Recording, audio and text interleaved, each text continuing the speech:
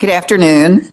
This is the regular meeting of the Louisville Metro Board of Zoning Adjustment to hear cases as advertised and docketed for hearing today. Public notice has been provided and materials have been made available for review by the public. The following rules are in place for today's meeting. Please silence all cell phones. Please be courteous and respectful to the board and your fellow citizens. For those participating virtually, chat messages are not part of the record and not monitored by all members. Please refrain from sending messages to the panel. If you have questions or would like to speak on a case, you may send messages to the host. Today's proceedings are being recorded. Anyone wishing to address the board must do so from the podium or virtually. There are time limits in effect for today's meeting. The applicant or their representative shall have no more than 15 minutes for their presentation. Other persons in favor of the application shall have a total of no more than 3 minutes per person. The opposition representative shall have a total of no more than 15 minutes for their presentation. Other persons opposed to the application shall have a total of no more than 3 minutes per person. Rebuttal by the applicant or their representative shall be no more than 5 minutes. If you plan on speaking, please fill out a speaker's form as soon as possible. I know several people came in at once, so if you do plan on speaking, please be sure to get a speaker's card and fill that out so that we don't overlook you. Be prepared. Those participating virtually must notify the host if they would like to speak. Priority shall be given to speaker cards in the order that they are received.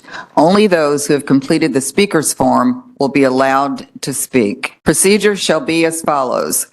Staff will present a summary of the request. The applicant or representative will make a statement or presentation giving reasons for the request. Other persons in favor of the proposal will be heard. The opposition representative will be heard. Those opposed to the proposal will then be heard. The applicant or their representative will then have an opportunity for rebuttal of the opposition's testimony. No new testimony shall be given during rebuttal. If there are further questions by the opposition after rebuttal, please fill out a form provided. The board may ask questions of the applicant, representative, or opposition at any time. Pursuant to KRS Chapter 61 and the board bylaws, the board's deliberations and voting today will be held immediately following the public hearing for each case. No party will be allowed to speak during the deliberations of this board. Roll call, please. Lewis. Here. Ford. Here. Vita. Here. Bozos. Here. Horton, not present. Rodriguez, not present. Bond. Present. We have a quorum. Staff, will you stand so that I can swear you in? Thank you. Do you swear that the testimony you're about to give today is the truth? Yes. All right. First item on the agenda is approval of the minutes from the August 18th, 2025 Board of Zoning Adjustment meeting. Members, have you had an opportunity to review the minutes? Attorney Ferguson, any changes? No changes. All right. If there are no changes, is anyone ready to make a motion regarding approval? So moved. Vita. Thank you. Is there a second? Second. Ford. Thank you. It's been properly moved and seconded to approve the minutes from the August 18th Board of Zoning Adjustment meeting. Roll call, please. Bozos. Yes. Lewis. Yes. Vita. Yes. Ford. Yes. Bond. Yes, the minutes have been approved.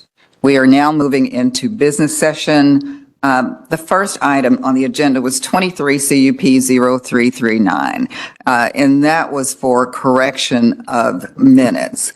And those minutes have been corrected. There is no action required by the board. Is that correct? Yeah, so the issue was to make the conditions in the minutes reflect the conditions in the staff report. The board already accomplished that on May 19th, so there's no further action necessary. Okay. Okay, thank you. Moving on to the public hearing portion of the agenda, beginning with 25 CUP 0162. That case was related to a conditional use permit to allow a transitional home in a PD zoning district. This case has been withdrawn at the applicant's request. So there's no further action required by the board. Correct. No action is required. Thank you. Number 4 on the public hearing agenda, 25 variance 0071. It's a variance to permit the total sign area to exceed the maximum size allowed, and there are associated waivers with that case. And the case will be continued to a date certain, that's September 22nd. Is that at the applicant's request? Yeah, I think there was some noticing issue. I believe there should be a motion in this one to set that due date. Okay, that case, the recommendation is that it be continued to September 22nd to address a noticing issue. So we will need a motion to continue that to a date certain. Madam Chair, Yes.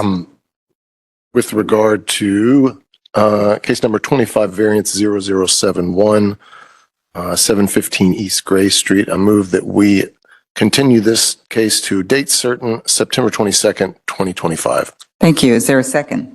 Second, Ford. Thank you. It's been properly moved and seconded to continue case 25 variance 0071 to September 22nd. Roll call, please. Lewis. Yes. Vita. Yes. Ford. Yes. Bozos. Yes. Bond. Yes, that case will be continued. Next item, 25 non-conform 0008. That case will also be continued, and it will be continued to, actually, it's indefinite. There is no date certain at this point. And is that at the applicant's request also?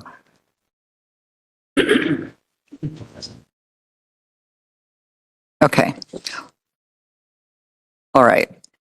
Well, note that it's not being withdrawn, it's being continued indefinitely. So, We would need a motion to continue it to a date uncertain. yes, yes. Is there a motion?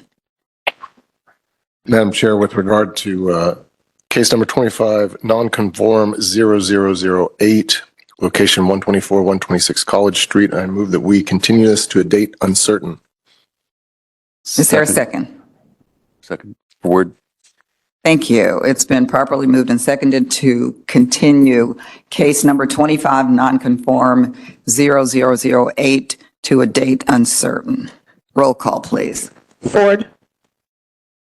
Yes. Lewis. Yes. Bozos. Yes. Vita. Yes. Bond.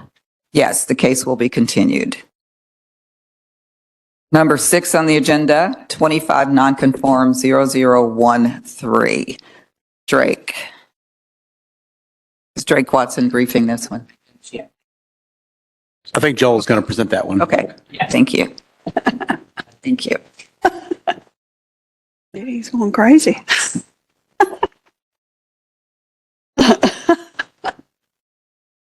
All right, good afternoon, Joel Good Gock, afternoon. Office of Planning. This is 25 non-conform 13 for Third Street Auto Shop. You can go to the next slide, please. This is a change in non-conforming use from a contractor shop to an automobile repair garage. Next slide, please.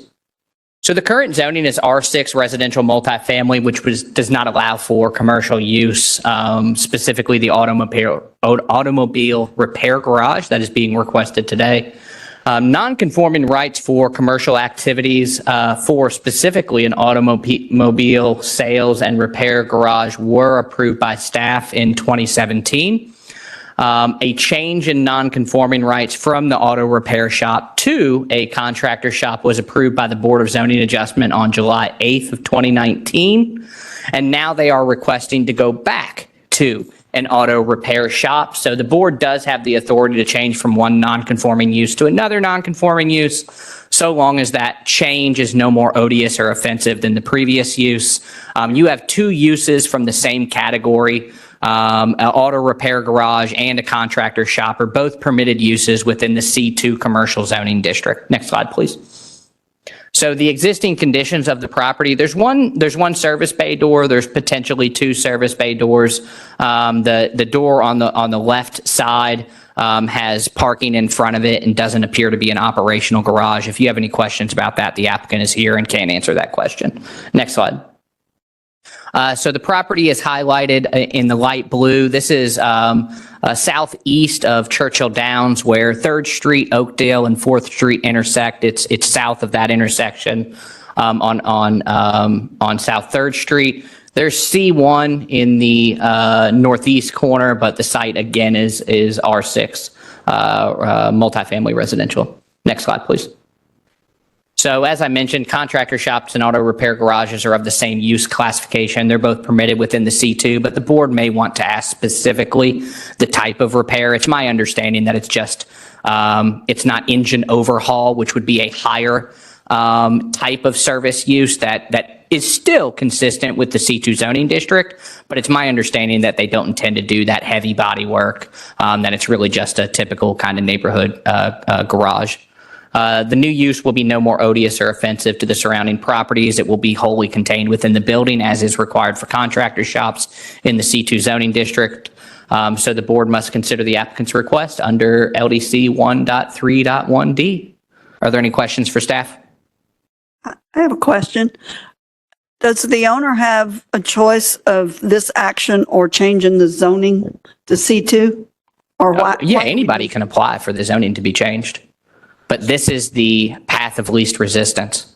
Okay, because it had already been this. Yeah, they have non-conforming rights for an auto repair garage. They got those rights in 2017 by staff, which means they submitted sufficient evidence. I think they submitted evidence back to like 1968, if I'm reading the record correctly. But in the city of Louisville, they would only have to establish from 1971 to the present, which they did in 2017, and we approved it at staff. In 2019, they came back to the board and said, we want to have contractor shop instead of the repair garage. The board decided that was no more odious or offensive. Nobody spoke in opposition in 2019. And the board decided to change that use. They've now come back and they want to go back to the auto repair garage.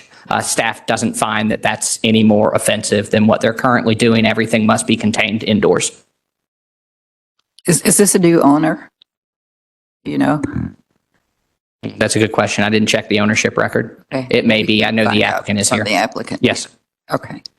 All right. But the operation is basically the same as it would have been, as it was back when it was originally. We're basically just rewinding the clock. Yeah. And pretending the last 9 years didn't happen. Okay.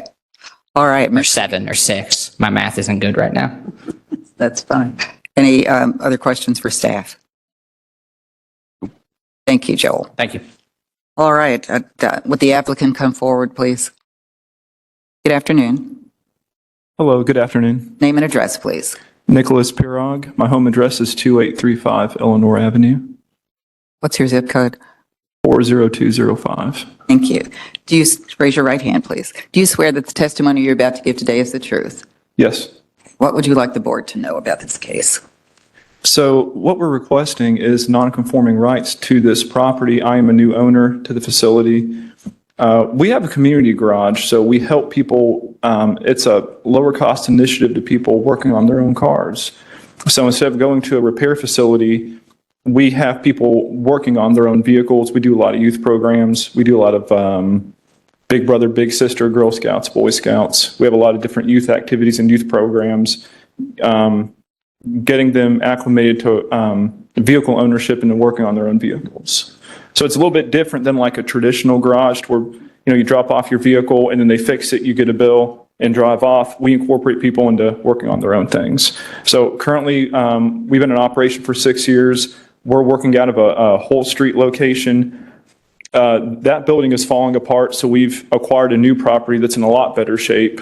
Met a lot of the neighbors in the area. They like what we're doing, what the mission is, and that's what we're requesting. Okay, what are your hours of operation? We are open 9 a.m. to 5 p.m.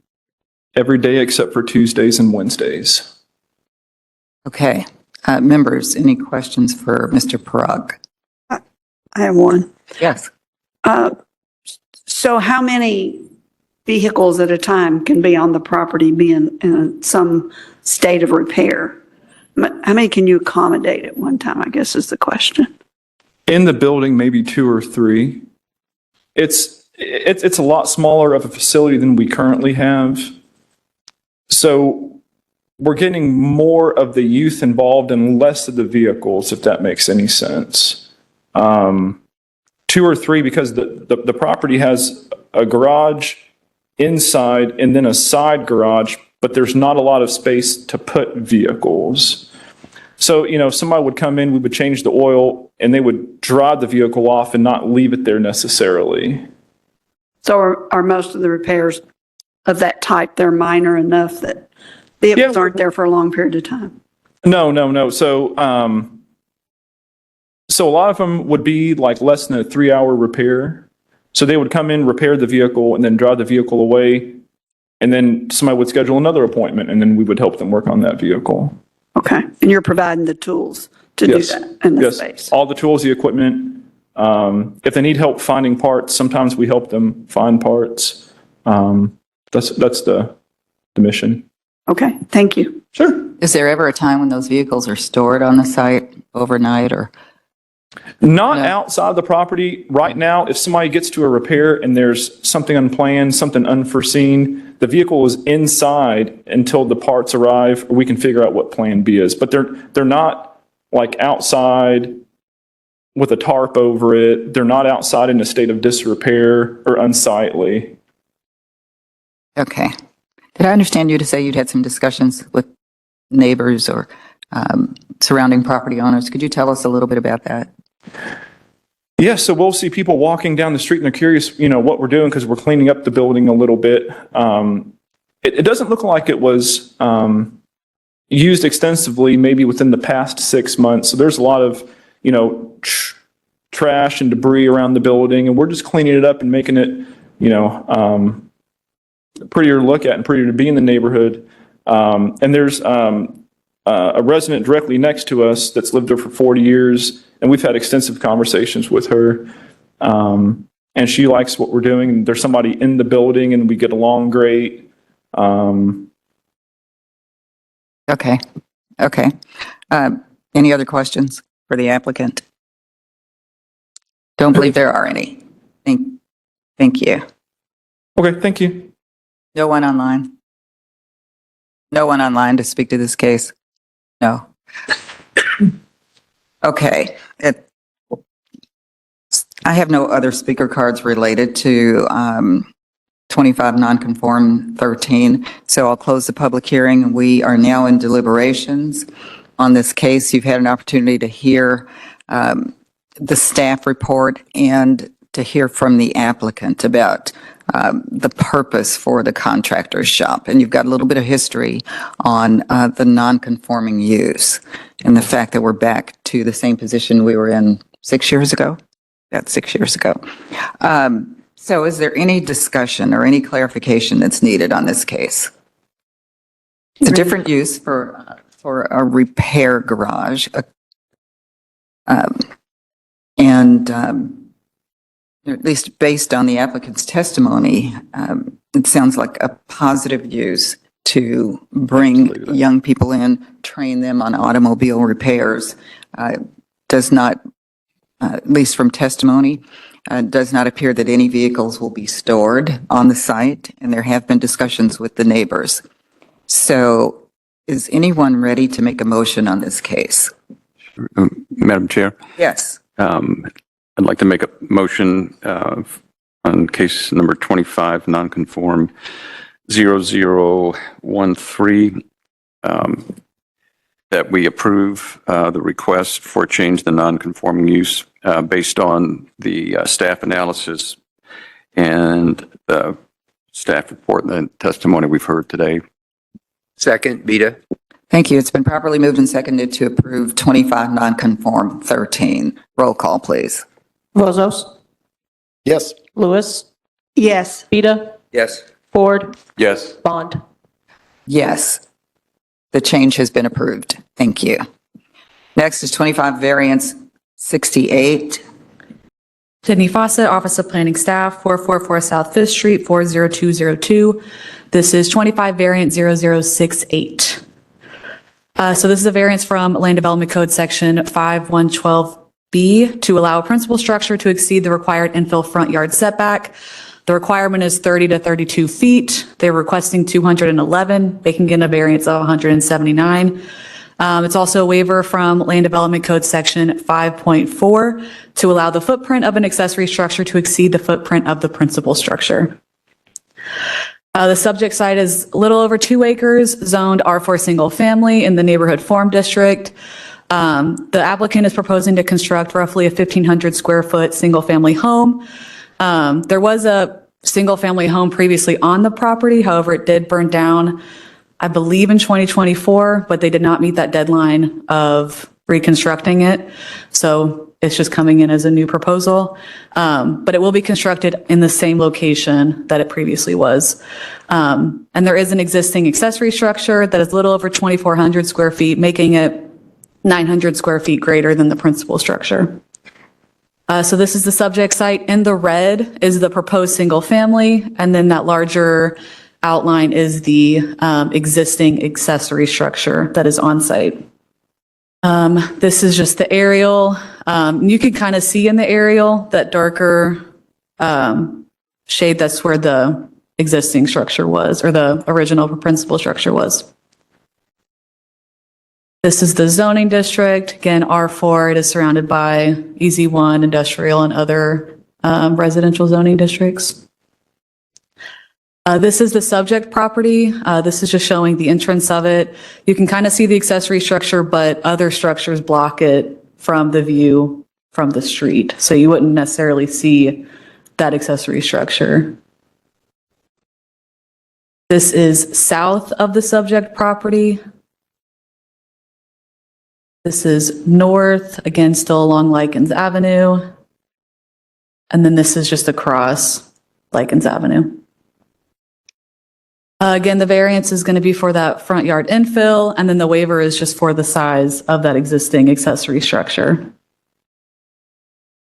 Staff finds that the variance and waiver have been justified for approval based on staff's analysis in the standard review. The proposal is compatible with development in the surrounding area, and the principal structure will be constructed in accordance with applicable building codes to ensure safety and structural integrity.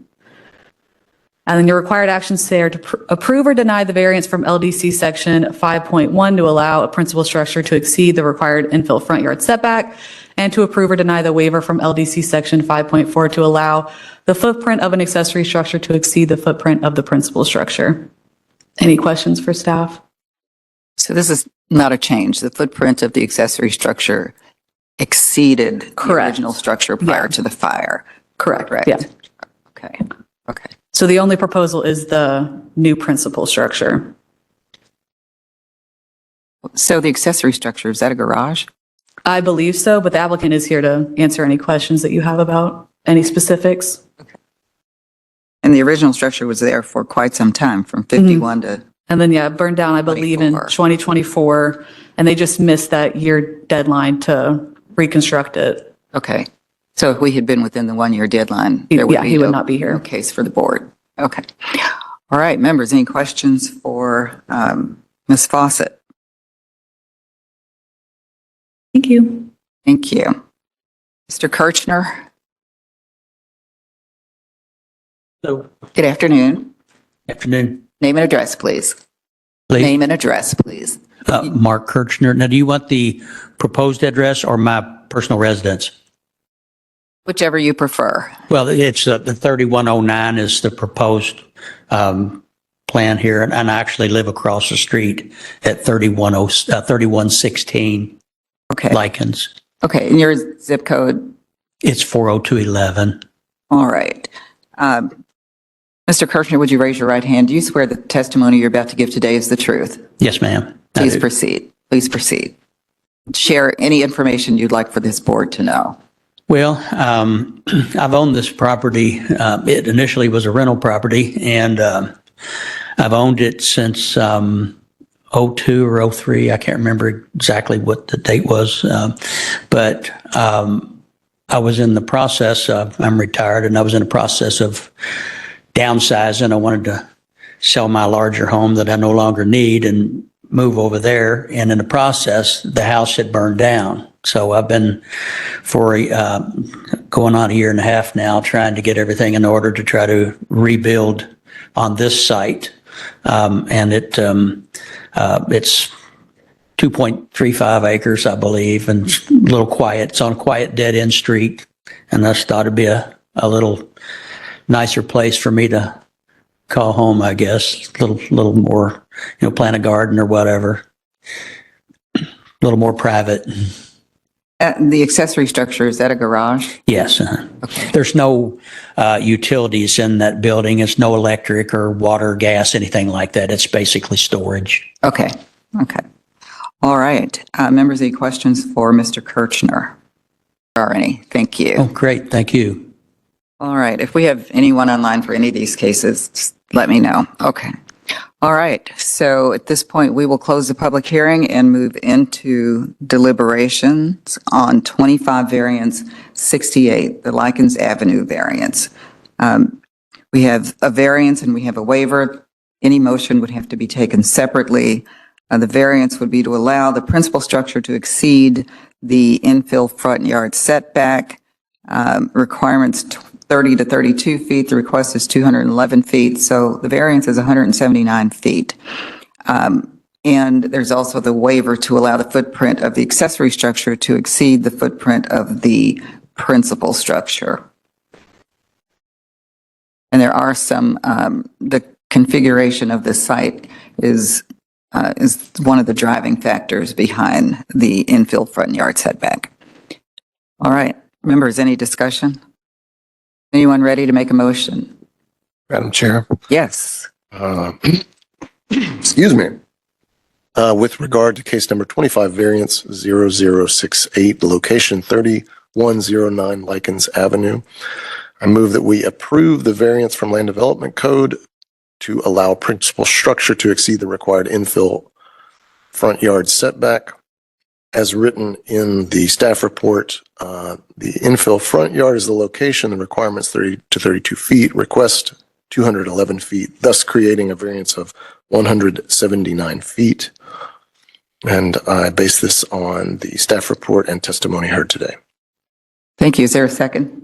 Second, Ford. All right, it's been properly moved and seconded to approve the variance per the staff report. Roll call, please. Vita, Yes.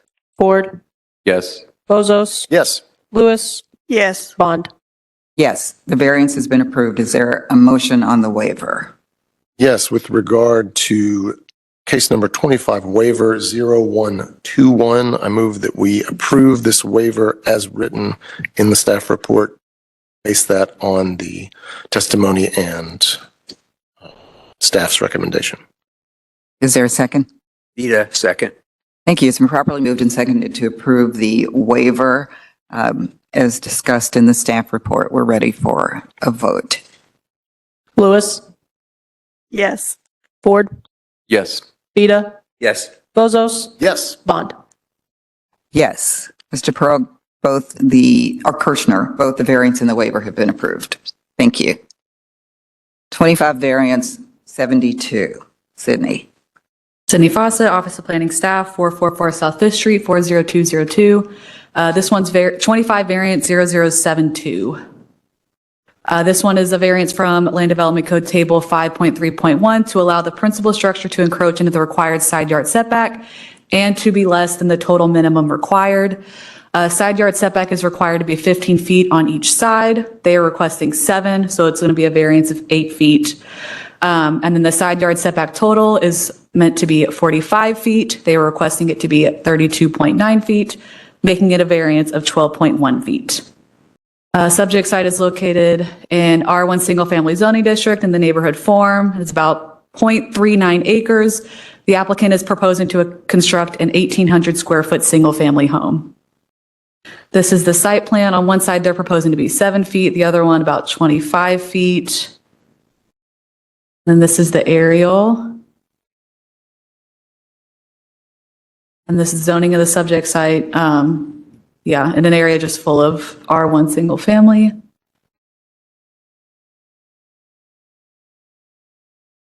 This is the subject property. And then this is, if you're looking across Sylvania number 6 Road. And then this is just south of the subject site. And the variance is for both the minimum side yard setback to be less than 15 feet and then for the total to be less than 45. The requested variance is adequately justified for approval based on staff's analysis contained in the standard review. The proposal is compatible with development in the surrounding area and will be constructed in accordance with applicable building codes. And then your required actions today are to approve or deny the variance from LDC Table 5.3.1 to allow the principal structure to encroach in the side yard setback and to be less than the total minimum required. Any questions for staff? So this would allow the structure to be built, actually. Is that correct? What was that? This will allow the structure to be built, Correct, to be yeah. usable as a residence. Mhm. All right. Don't believe there are any questions. Thank you. Thank you. Mr. Thrasher. Good afternoon. Good afternoon. Name and address, please. This is Jason Thrasher. It's 6599 Sylvania number 6 Road, and it's 40258. Thank you. Mr. Thrasher, do you swear that the testimony you're about to give today is the truth? Yes. Please proceed. Well, If there's anything you want to share with the board. just we want to build a house on it. All the lots back there are 60 by 285 or 60 by 300, and they're zoned R1, so it's just impossible to do it in the current setbacks unless you build a 15-foot wide house. Yes, yes. Okay. All right. I don't have any other questions. Members, do you have any questions for Mr. Thrasher? Okay, don't believe there are any. Thank Okay. you. At Thank you.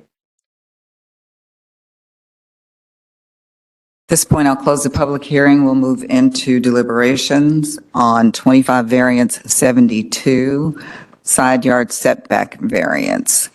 And we have a side yard setback variance and a side yard setback total that both require action. So if there is no discussion on either of those, then I'm ready to entertain a motion. And it would be one motion. So one motion. One motion. Sure. Madam Chair, Yes. regarding case number 25, variance 002, the side yard setback for 6599 Sylvania number 6 Road. The requirement is 15 foot for the side yard setback. The request is 7 foot for a variance of 8 foot. I recommend we approve that request based on the staff report and the direct testimony we heard today from the property owner. Thank you. Is there a second? Did you want to include the other part of the variance? Because you can do it all in one motion. Oh, okay. I didn't understand that. And likewise, I would include as part of the motion, the side yard setback total of 45 feet. The requirement is 45 feet. The request is for 32.9 feet for a variance of 12.1 feet. Thank you. Is there a second? Second, Ford. All right. It's been properly moved and seconded to approve the variance from Land Development Code. This is related to the side yard setback as well as the side yard setback total. We're ready to vote. Ford, Yes. Lewis, Yes. Fozos, Yes. Vita, Yes. Bond. Yes. Mr. Thrasher, the variance has been approved. Thank you.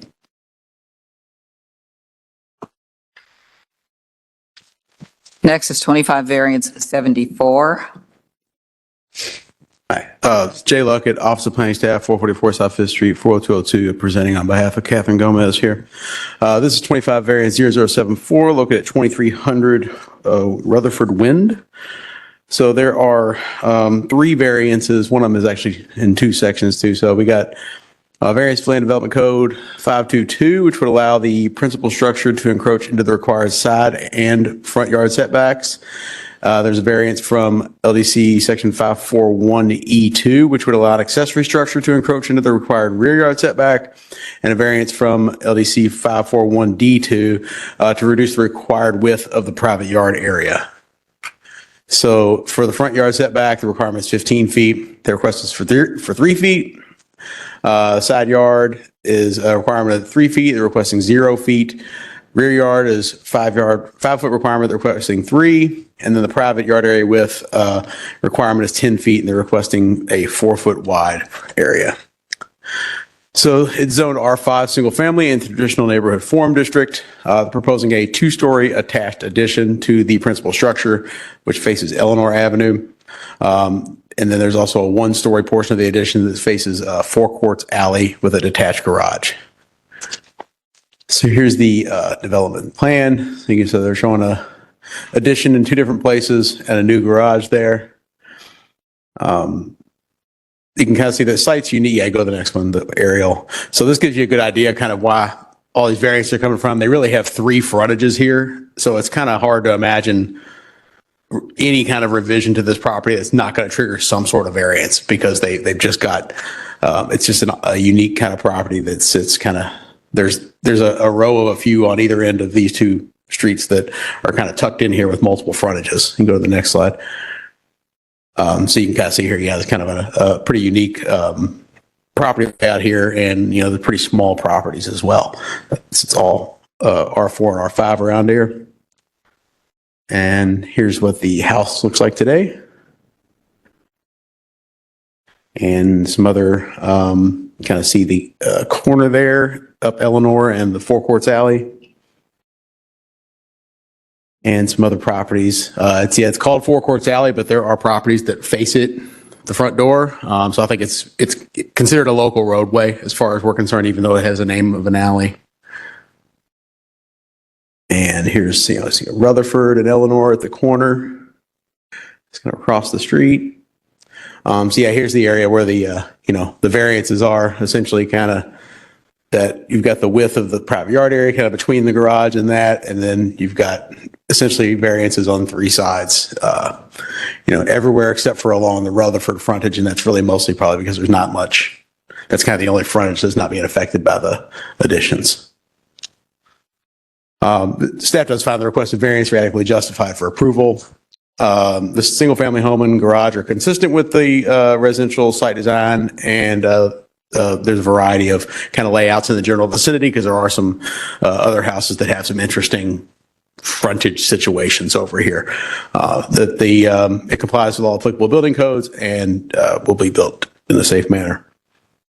All right. And so your required actions are to approve or deny the 3 variances here.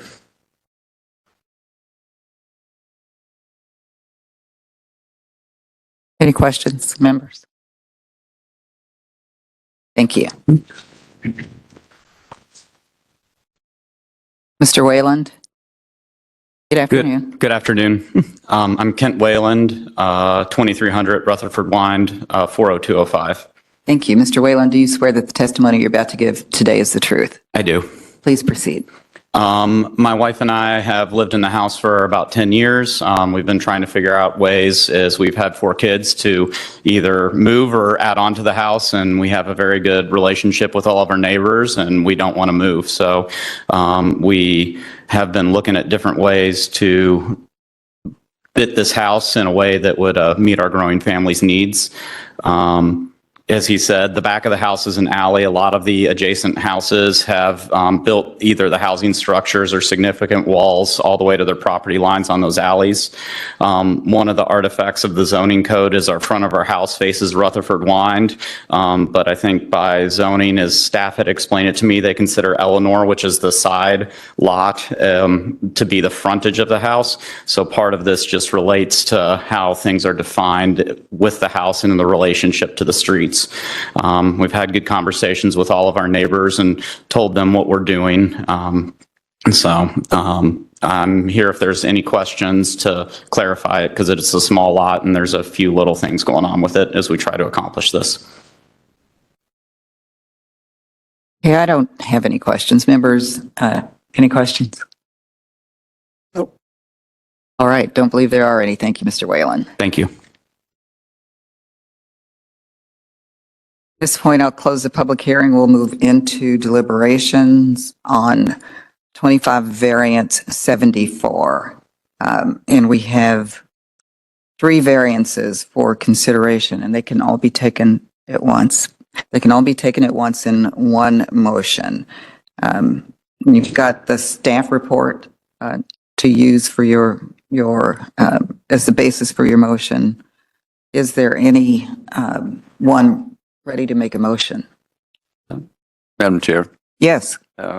regarding variance 25 variance dash 0074, make the motion that we approve the variances for the addition based on the staff report, the staff findings, and the testimony we've heard today from the property owner and staff.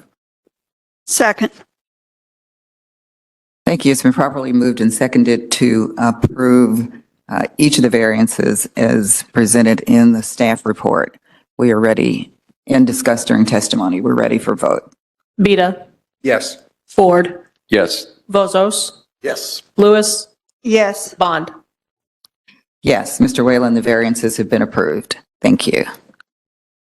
25 variance 78. Number 10 on the agenda. Sydney Fawcett, Office of Planning Staff, 444 South 5th Street, 40202. And this is 25 variance 0078.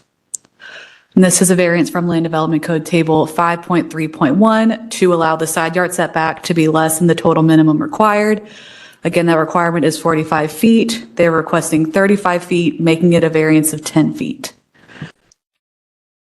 The subject site is approximately 0.38 acres, zoned R1 single family in the neighborhood form. The applicant is proposing to construct an 1,800 square foot single family home. This site did receive a variance earlier this year to allow the side yard setback to be less than the total minimum required by 5 feet, but they are now requesting it to be less than by 10 feet. So that's why we're rehearing this. This is the site plan. Again, one side it's 15 foot setback and the other side is 20. This is the aerial. Again, you can see those long, narrow lots. This is the zoning, R1 single family. And then this is the subject property. This is east of the subject property, just along Sylvania Road. And then this is across Sylvania 5 Road. And then again, the variance is for the total side yard setback. The requested variance is adequately justified for approval based on staff's analysis contained in the standard review. The proposal is compatible with development in the surrounding area, and then the structure will be constructed in accordance with applicable building codes. And then your required actions today are to approve or deny the variance from LDC Table 5.3.1 to allow the side yard setback to be less than the total minimum required. Any questions for staff? The only question is why the difference? Yeah, that's maybe a question for the applicant. Yeah, I'm not entirely sure why they changed the request. Okay. All right, members, any questions for Ms. Fawcett? Thank you. Thank you. All right, would the applicant approach the podium? Good afternoon. Hey, good afternoon. Jacob Guy, 226 Southampton, 40223. Mr. Guy, do you swear that the testimony you're about to give today is the truth? I do. Please proceed. Yeah, I think Sydney broke it down pretty well. Almost identical to the request 0072 just a minute ago, and will be identical to the next one as well. It's also mine. So just prefacing that, hopefully make this easy for you all. But similar case where it's R1 zoning, 60-foot wide lot by 300, just looking to build a 25-foot wide structure.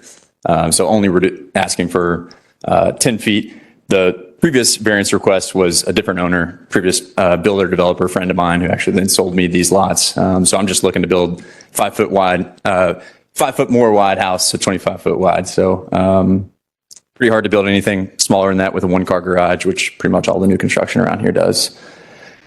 Only thing I'll say in addition is I can see a lot more of these variances coming up with this unique R1 zoning in this area. I think all the intersecting streets are all R4, and so you're getting a lot of new construction out here. I was really surprised to see the R1 zoning, just given that it's typical neighborhood, but so I think y'all see a lot more of this R1 zoning variances coming in 40258. Okay. Any questions for Mr. Guy? Are there structures on the property now? They're not. I think the picture is a dated Google photo. It shows a trailer from the neighbor's house, but they've been cleared, and both of these are going to be on either side of that tent pole that you saw in the photo. So they're just vacant property? Vacant properties. Okay, I don't believe there are any other questions at this point. Thank you. Closing the public hearing, we're moving into deliberations on 25 variance 78 side setback variance on Sylvania Road. Any discussion? Is there a motion? Madam Chair, I'd like to make a motion that regarding case 25 variance 0078, this side setback variance for 6590 Sylvania number 6 Road. The requirement is 45 feet for the side yard setback total. The request is 35 feet. And the requested variance then is 10 foot based on the staff report, standards of review, and testimony we've heard by the property owner. Is there a second? Second. Thank you. It's been properly moved and seconded to approve 25 variance 78. Roll call, please. Bozos, Yes. Lewis, Yes. Vita, Yes. Ford, Yes. Bond. Yes. The variance has been approved for 6590 Sylvania. Sydney Fawcett, Office of Planning Staff, 444 South Fifth Street, 40202. This is for 25 variance 0079. Again, same request as the last case you heard. It's variance from Land Development Code Table 5.3.1 to allow the side yard setback to be less than the total minimum required. The requirement is 45 feet. They are requesting 35 feet, making it a variance of 10 feet. Again, same information. Zoned R1 single family in the neighborhood form. Subject site is about 0.39 acres, and the applicant is proposing to construct roughly an 1,800 square foot single family home. And again, this one also received a variance just like the last one. Again, site plan 15 feet on one side, 20 feet on the other, still making it less than the required 45 feet. This is the aerial of the subject site. And this is the zoning, again, R1 single family. This is the subject property.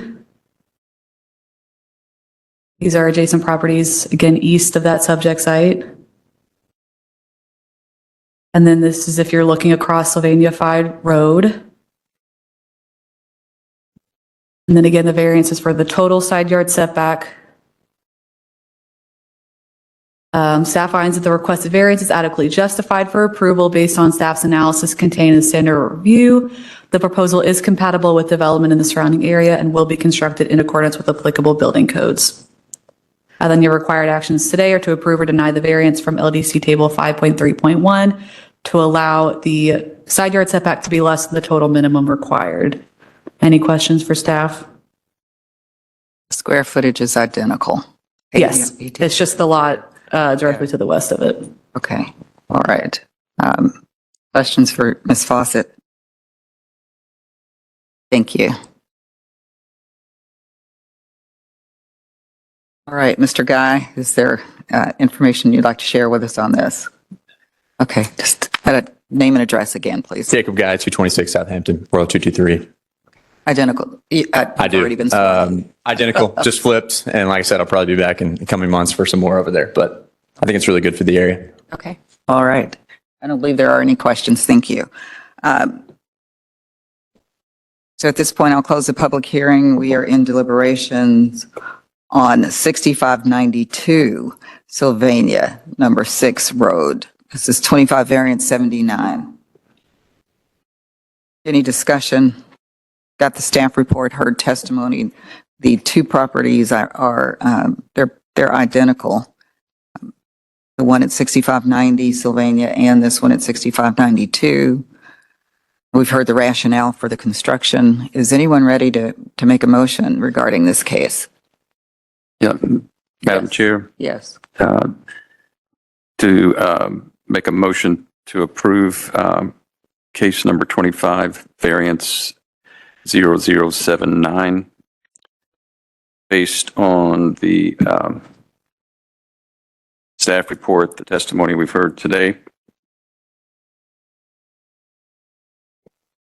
Thank you. Is there a second? Second. It's been properly moved and seconded to approve 25 variance 79. Roll call, please. Ford, Yes. Lewis, Yes. Bozos, Yes. Vita, Yes. Bond. Yes. Mr. Guy, the variance for 6592 has been approved. Thank you. Next is number 11 on the agenda, 25 variance, 12. 12 on the agenda, 25 modified CUP 16. Good afternoon. Mark Pinto, Office of Planning Staff, 444 South 5th Street, Louisville, Kentucky, 40202. This is 25 modified CUP, 25 modified CUP 16 for the Harbor House. The request here is a modification to the existing conditional use permit for a community service facility that is existing.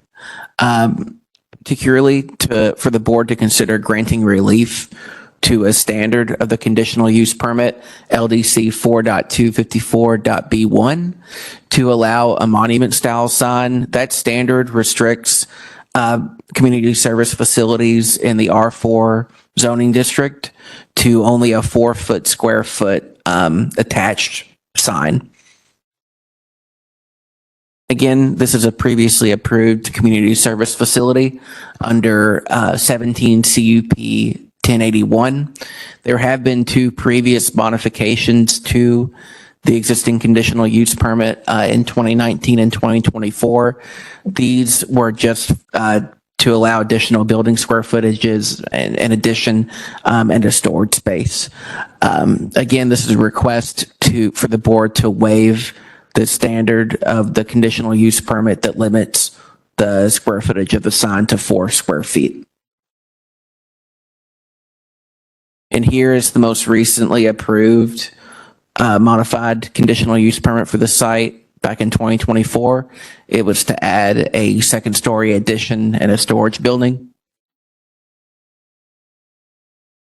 And here's an aerial just showing the existing site conditions. Harbor House, again, is the applicant. It is developed out. And here is a zoning map of the area just showing predominantly R4 along Lower Hunters Trace. This is just west of Dixie Highway as you get down Lower Hunters Trace. And here is the front of the subject property. As you can see, the church right next door has a monument style sign very similar to the one at which Harbor House is requesting. And here are just some renderings of the sign that they submitted with the modified conditional use permit.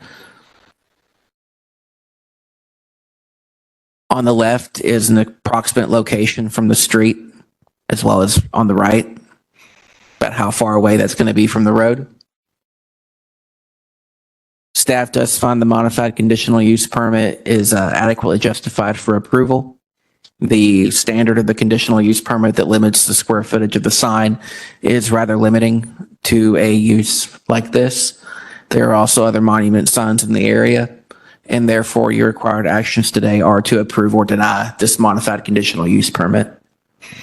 I would like to turn your attention to the final page of the staff report under the proposed conditions of approval. It states private institutional use in the last sentence. It should be the site shall not be used for a community service facility until further review and approval by the board. But the condition itself, it's questionable if it's needed because it's exercised the moment we get out of the hearing because it's already operating. So it's just a standard condition that we tend to place on all modified conditional use permits. So is it advisable to have that? I mean, that's a larger discussion. Okay. Yeah. All right. I don't think so. But Okay, so the monument sign there are other monument signs, obviously, as you stated, in the area. How does this one compare in size to those? in size, it appears to be similar. I did, for good measure, make sure that the sign that they were proposing is meeting the regulations for Chapter 8 of the Land Development Code for signs, as far as area, sign area, the height, the materials, how big it can be. And it is in compliance for signs that are allowed in the R4 zoning district, in the neighborhood form district, which is the zoning and form that this property is located. It's simply that standard that limits it to 4 square feet, but it is in compliance with the regulations for signs.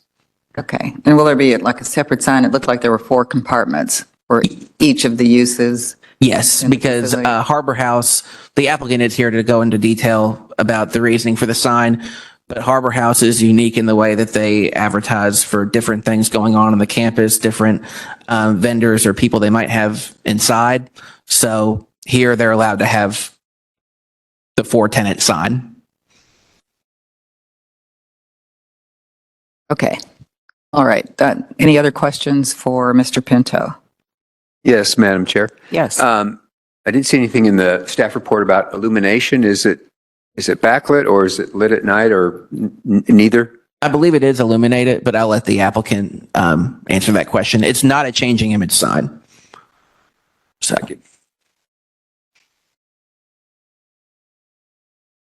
Does it directly face any residential properties? To my understanding, no. It faces Lower Hunter's Trace. Okay. And that's what the rendering showed. Like, see on the left-hand side, to my understanding, it's going to just be facing the church, and then the other direction down Lower Hunter's Trace. It's not going to be facing across the street. Okay. Okay. All right. Thank you. Thank you all. I have 2 speaker cards, one for Mr. Smothers and one for Ms. Sidebottom. Would you both like to speak?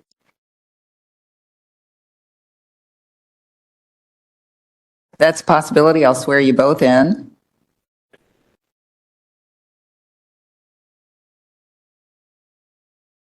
Good afternoon. Good afternoon. How y'all today? We're doing well, thank you. Name and address, please, sir. My name's Dwayne Smothers. I live at 5907 Manson Way, Louisville, Kentucky, 40258, which is pretty close to this property. Okay. All right, ma'am.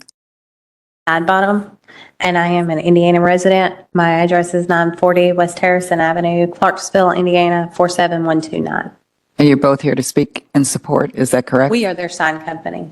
You are the sign company. Yes, ma'am. Okay, all right. Would you raise your right hand? Do you swear that the testimony you're about to give today is the truth? I do. All right, who'd like to start? I think that Mark covered it pretty well, talking about what all's offered in that facility. By not having that signage out there or having a 4-foot square sign, there's no way you could know, and you don't know it now unless you visit, that there's a physician in the facility, there's a pharmacy in the facility, there's a beauty academy in the facility, and also a cafe. And they also have a personal cleaning service that they dispatch out of there. But most of that, to fit that on 4 square feet, going down Lower Hunter's Trace at, let's be conservative, 40 miles an hour, you're not going to ever know that. It's just not going to happen. And if you've ever visited Harbor House, you would see it right away. There's some great things going on there to support that community. I have been associated with them in the sign business for several years. And anytime I go in there, I come out, I'm feeling great because I know I'm blessed. And I'm blessed to be able to meet the people that participate with their service. So, it's great for the community. the community come in and use the beauty salon for his students. You can see the doctor. You can get your prescriptions filled. It has some pretty good food too, from the cafe. So I can't say I got my hair done there, but because I haven't. But to see those things, you just wouldn't know driving by that that's what it is. There was some questions about the sign and how it faced. Well, both faces would be east and west. So it does, it is perpendicular to Lower Hunter's Trace. But just to have a limit of 4 square feet that attaches to the building, and you can see also from those drawings how far the setback was. We're sitting at about 50 feet with this. And that's a pretty good ways off the road, a lot further off the road than the other monuments you see. There's a church on down by Upper Hunter intersection that has the illuminated signage, the EMC, and the church right next door has the monument. This is a little bit wider because we've got to get those 4 tenants on there that they service the community with. But no, right now that sign would only be lit with spotlights. We're not illuminating the sign itself. So all that lighting would go towards the sign and only show up from that spotlight. That's, I guess, all I have. Would I forget? Those spotlights, are they on 24 hours a day?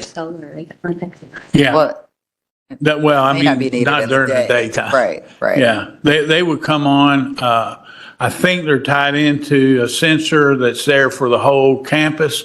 And to look at that campus, to drive onto it, they have done some fantastic work there. I'm not saying that because I'm their sign person. I have been impressed with that and the fact that they offer the service they offer to the community. A lot of times to people that are, what you hear, the forgotten people. Well, that's a part of the society that I think is forgotten. And they do great work with them. Thank you. Members, any questions for Mr. Smothers? Side bottom, anything you'd like to add? The only thing I want to add is the businesses that they have, minus the doctor's office that is an actual PhD, but their cafe and their cleaning services, they employ their participants. So it allows their participants to get out in the community and feel like their life is valued. When people that are forgotten, a lot of times they don't feel like they are valued. So I feel that it's important that they're able to advertise that they offer a cleaning service, that they offer the cafe, because it gives those people a chance to have a job and have something to look forward to doing. Thank you. Members, any questions? Thank you. Thank you. All right, I only had the 2 speaker cards for this case, so I'm closing the public hearing. We are moving into deliberations, excuse me, on 25 modified CUP 16, the Harbor House sign.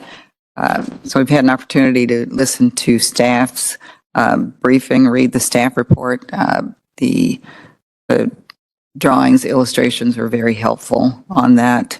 And we've heard the testimony. Members, any additional information that you need before we proceed into a motion? Is anyone ready to make a motion? And we do, as a reminder, have 3 existing conditions of approval, 1 proposed addition. Actually, if you look at it, the proposed condition is actually pretty similar to existing condition number 2. Is there any discussion on the need for that proposed condition number 1? I know it was mentioned that we might want to consider whether that condition is even necessary for this case.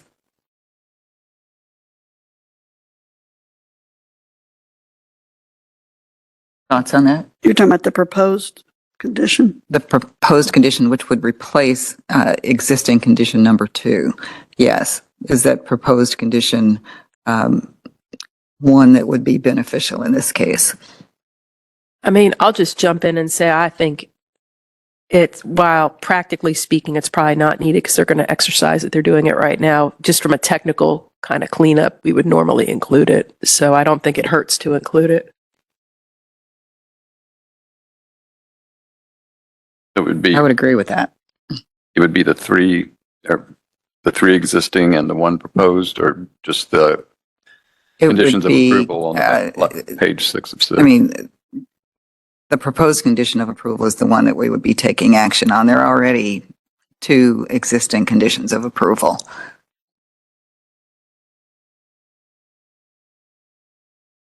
So do we need to say that? I would mention that there are 2 existing conditions of approval, but we are taking action on the proposed condition of approval. No, we don't have to approve the existing ones. They're already there. No, they're already approved. Correct me if I'm wrong. Got that? Right. I mean, the motion, if you want to include the proposed condition of approval, what it'll effectively do is change it from 3 conditions of approval to 1.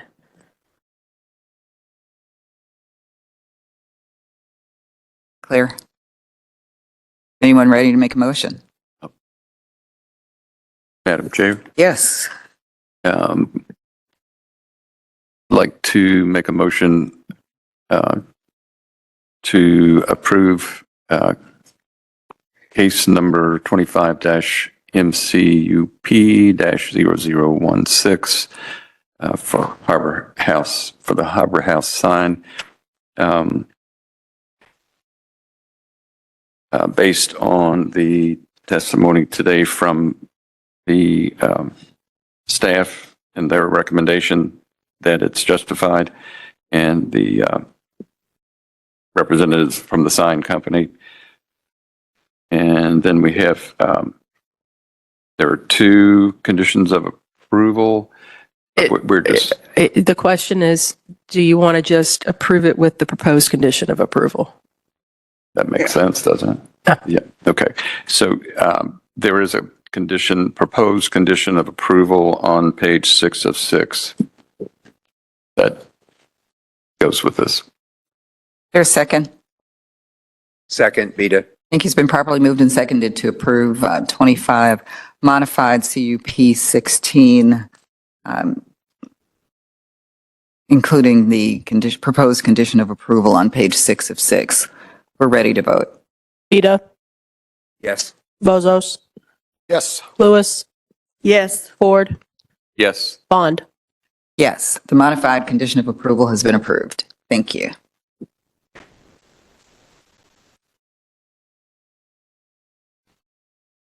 Next is 25 CUP 158, short-term rental on Midland Avenue. Caitlin Deaver, Office of Planning Staff, 444 South Fifth Street, Louisville, Kentucky, 40202. This is 25 CUP 0158. Next slide. The request is a conditional use permit to allow a short-term rental of a dwelling unit that is not the primary residence of the owner. Next slide.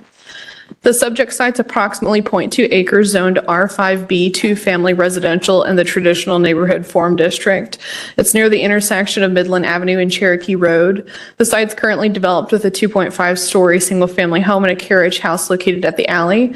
The 1-bedroom carriage house is proposed for a short-term rental and allows 4 guests maximum. There's off-street parking available via the garage and on-street parking via Midland Avenue. Next slide. Here's the aerial of the subject site, and you can see the carriage house at the rear. Next slide. This is the zoning map. It's predominantly multifamily residential, and you can see the commercial corridor along Bardstown Road. Next slide.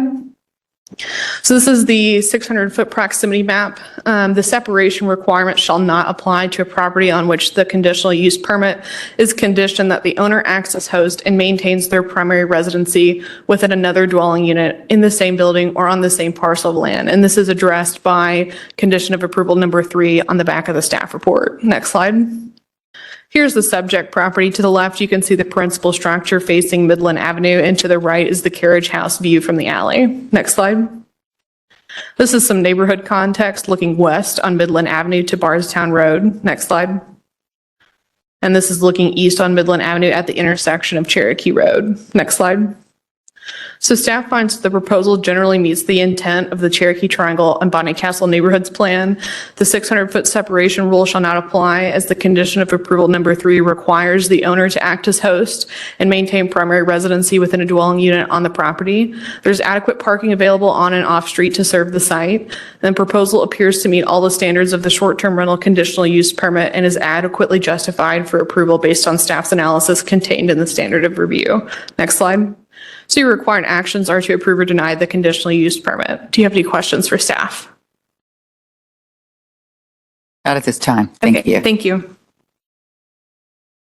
Mr. Conti. Name and address, please. Good afternoon. Good afternoon. Jamie Conti, 2026 Midland Avenue, Louisville, Kentucky, 40204. Mr. Conti, do you swear that the testimony you're about to give today is the truth? Yes. Please proceed. So just to give you a quick, brief background on the property and what our intentions are. My wife and I moved back to Louisville after spending some time away from the city. I was born and raised here, but we moved back and we decided we wanted to live in the Cherokee Triangle. We bought the home from a bank. It was in serious disrepair. We spent about 9 months renovating the property itself. Unfortunately, the carriage house met a different fate. When we tried to renovate that, the city condemned it. So we had to raise the building, put up the new carriage house. And since that time have enjoyed, it was our COVID cabana, essentially. When COVID hit, we it was kind of the place where we went out and saw movies and that sort of thing. And now we've just decided that, look, at this time, we would like to rent it out occasionally. Our intentions aren't to rent it out every day. It's not going to be one of these things where we're going to try to make a living off of it. It's going to be something like Derby or Bourbon and Beyond, something that would be a little bit of income on an occasional basis. We have plenty of parking. We have garage space inside, so the person can stay there. We don't intend to have more than 4 people at any point in time. We live on the property. A little bit of also context is that since moving into that neighborhood, we've fallen in love. I now sit on the board of the Cherokee Triangle Association. I'm an executive committee member of the Cherokee Triangle Association. I also am one of the 4 people who run the Cherokee Art Fair. So we're really committed to the area. If there's going to be any noise or any issues, I'm going to be right there and I'm going to be the first person to put a stop to that because I don't want to hear it. So that's just kind of the background on it. You've had a neighborhood meeting? Yes, ma'am. Okay. Any? I had 4 concerns? people. 3 of them asked when it becomes available, how much the rent was going to be because they have people coming from out of the town all the time and they live right there and they felt, I mean, it's a nice place upstairs. Mm-hmm. And you live on the property. Are you going to be managing the Yes, property ma'am. yourself? Okay. I live 30 feet away from the. Yes. Yes. So like I said, if there's any noise, I'm going to be the first person to hear and that's going to be the first person to stop it. Okay. I don't believe I have any other questions. And you have seen the staff report and understand the Yes, ma'am. registration requirements? Yes, ma'am. Yes. Okay. All right. Members, any questions for Mr. Conti? Don't believe there are any. Thank you. Thank you. Anyone online to speak to this case? Yeah. All right. At this point, I'll close the public hearing. We're in deliberations on 25 CUP 158, short-term rental on Midland Avenue. We do have 3 proposed conditions of approval on page 7 of 7. And note that the property owner lives adjacent to this site and would be required to maintain residency in that unit in order for this CUP to be effective. Any discussion? Is there a motion?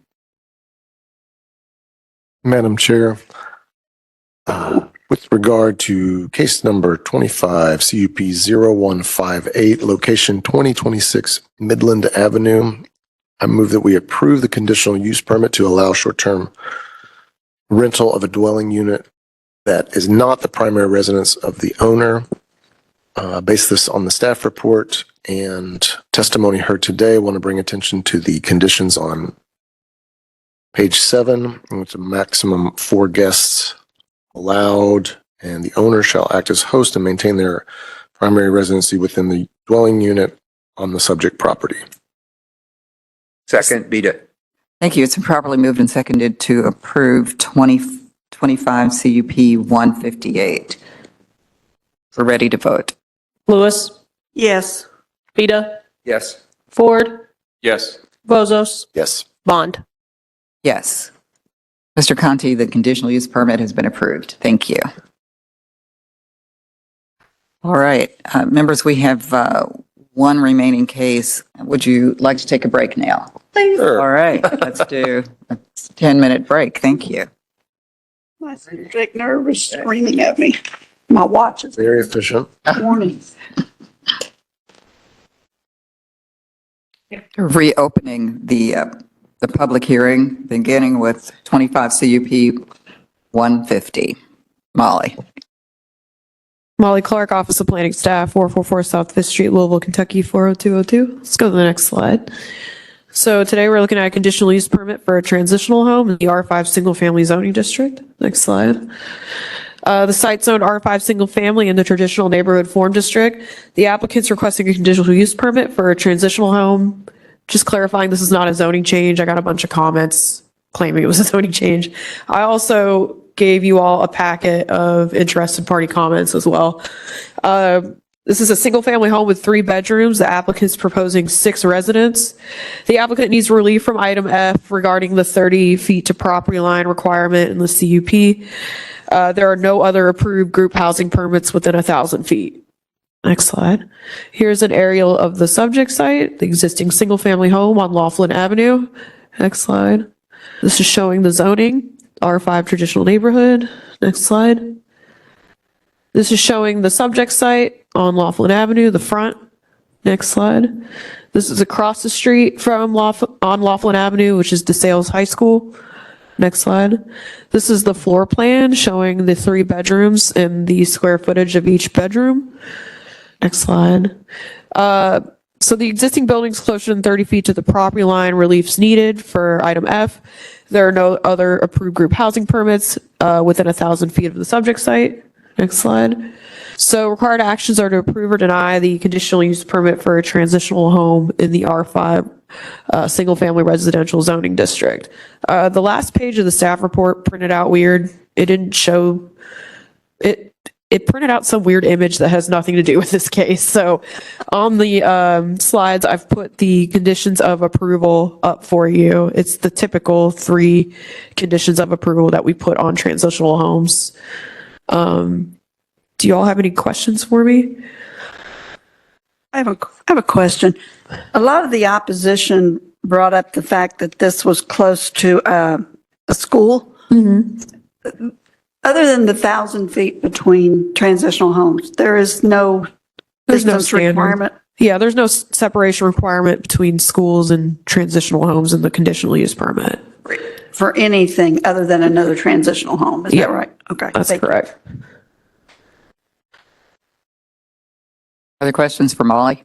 Yes. Yes. Molly, I may have been confused by some of the commentary from the public, and certainly not contained in the staff report, but is there a sense that it's currently being used as a transitional home, but with an occupancy level lower than what would be required for a CUP? That it's currently operating? Yes. Yeah, it's currently operating. I believe it's less than 3 people. I would ask the applicant on that, how many they currently have. Because there was an indication that based on current activity, there was some concern expressed by the neighbors. Thank you.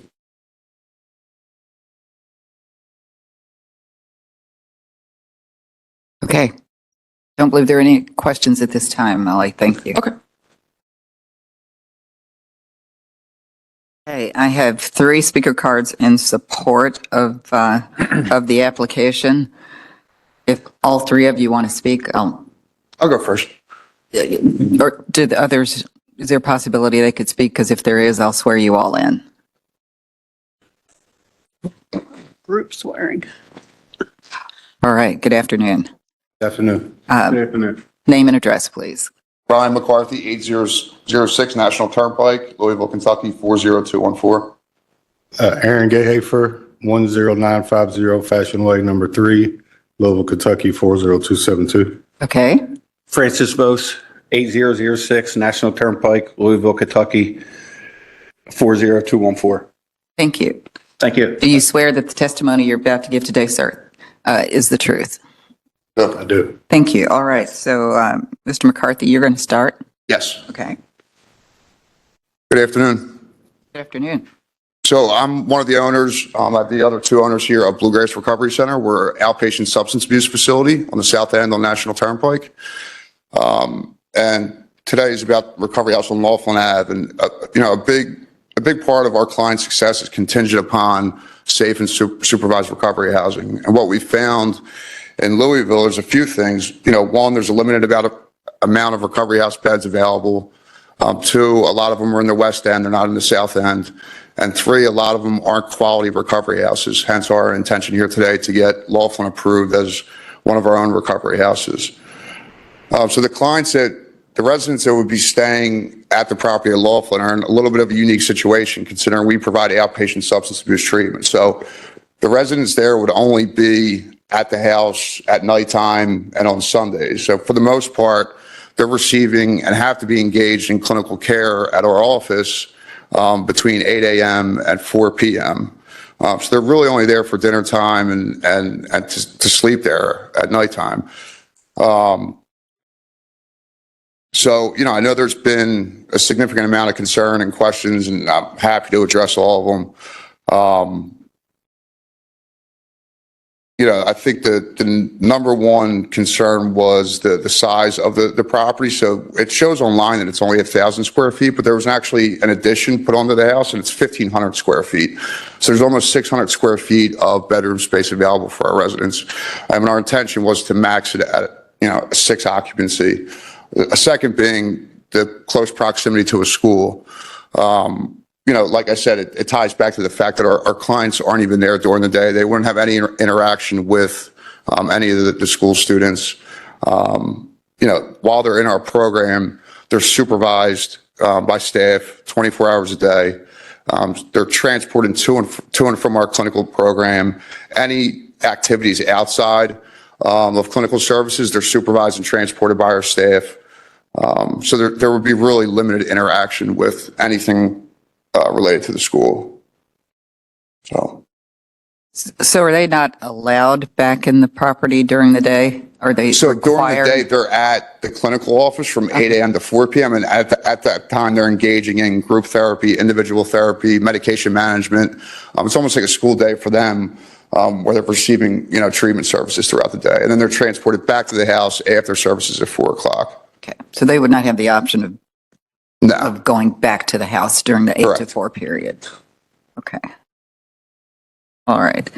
And currently there are 3 individuals. There's currently 3. So when we first started, we didn't realize that we had to go through this process. Our assumption really was that we just had to get certified by the Kentucky Recovery House Association, which we did go through that application process. And because they were so backed up with scheduled inspections, we were just waiting for them to basically schedule the inspection to come out and view the property until we got notified that this was required. Once we did, we went through the process and been working with Molly since to do everything we're supposed to do in order to move forward appropriately.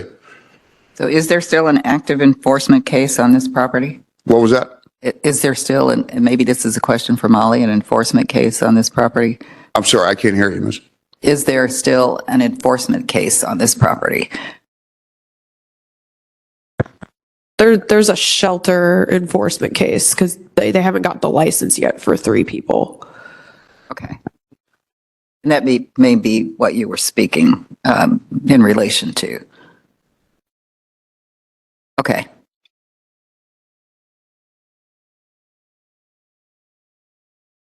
So the license is pending, is that correct? That process has been started? No, so I was under the assumption that we have to go through this process first, and then we start doing the building analysis and construction review. We started working on the building analysis related to this property, but that's contingent upon approval from today's meeting, from what I understand. But there hasn't been any construction or renovations or anything done to the property, only cosmetic upgrades. So how many residents are at this property today? Three. Three.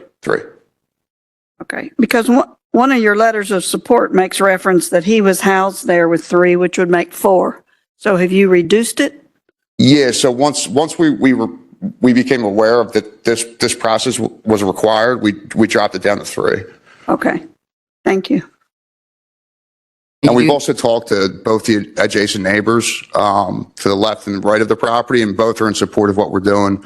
We held the neighborhood meeting, which was scheduled a little over about 6 weeks ago. 3 people showed up, 2 of which were the property owners adjacent to Laughlin Ave. And after we explained, our process and organization and what our intentions and proposed use were, everybody seemed to be in support of it.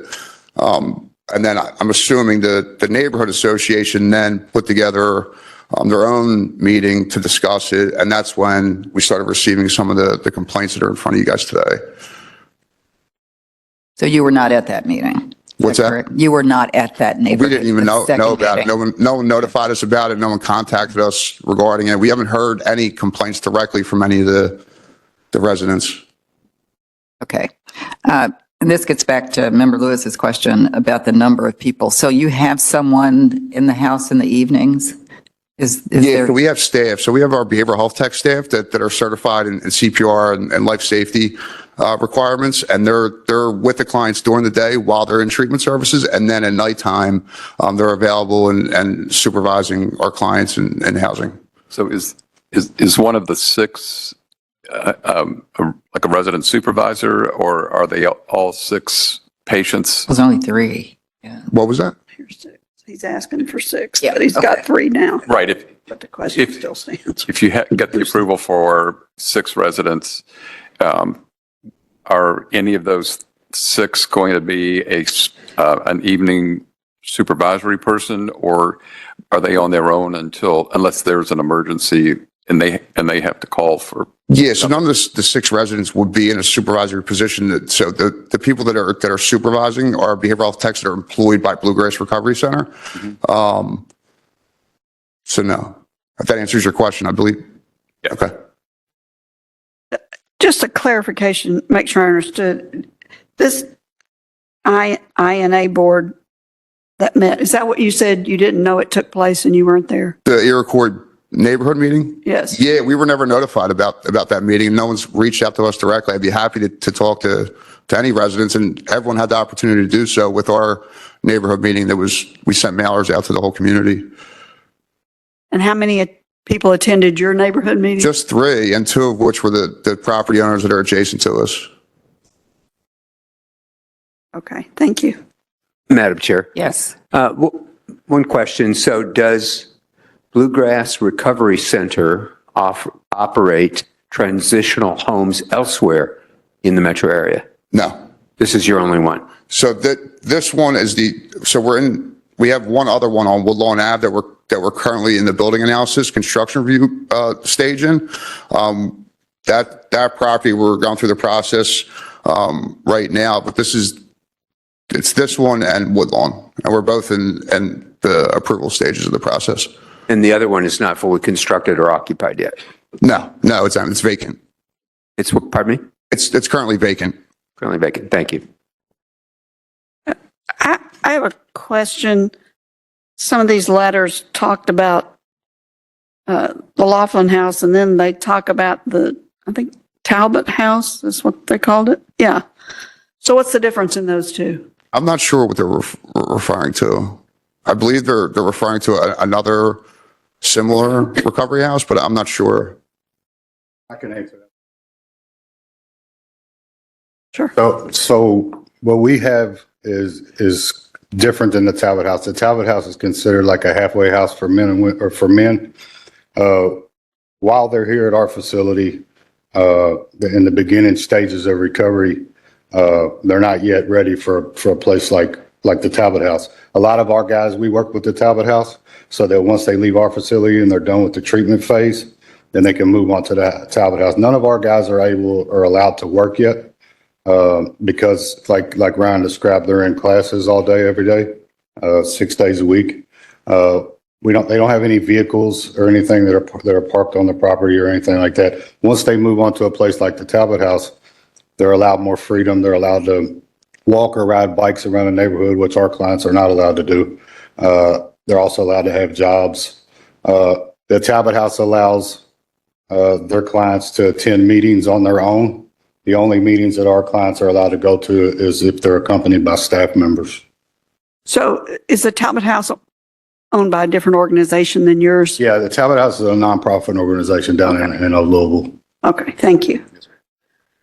And the occupants of your house are not allowed to be out in the neighborhood, is that correct? No, ma'am, they're not. Okay. I'm Aaron. I'm the housing director. So I'm the one who personally oversees the staff members that supervise our houses. I'm also at the house location once, maybe twice a day. Our facility is a little bit different than most of what people think about these things. They think about a halfway house where guys are just living for long periods of time. And that's not what we are. We are set up for the first phase of their development when they come into recovery.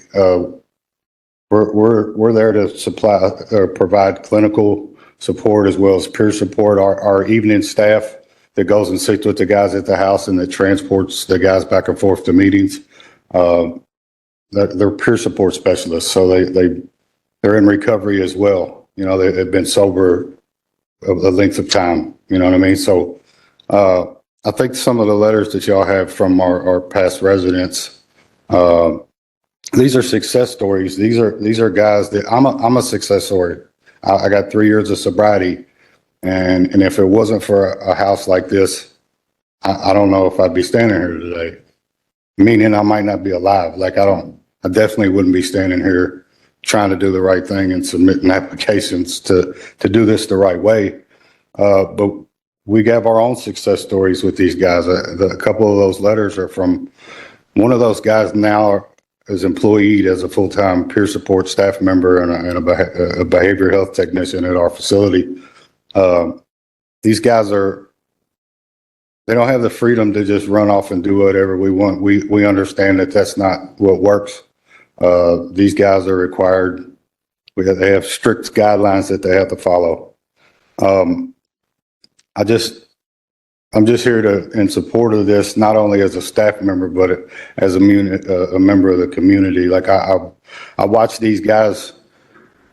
There's a lady that's a little older that lives next door, and she lives by herself, and she has a couple dogs. And every time that I pull up in the mornings to get our guys that are there and bring them to class or to drop them off, they're over there taking her garbage out or helping her carry groceries in. She was one of the people that was at the neighborhood meeting that we had, and she loves the guys. She finds some security in the fact that there's a couple of guys living next door. She feels protected. She feels the couple that lives on the other side of her, which were also at the neighborhood meeting that we held. The guys get along great with them. They're in full support, and they couldn't be here, unfortunately. But so I'm just here to support and give any kind of. We understand the concerns because when you think about a halfway house, you just think about guys that are maybe in trouble or going to get themselves out of hot water for a while, and that's just not what this is. So I just wanted to stand up here and answer any questions or any concerns that I understand, definitely.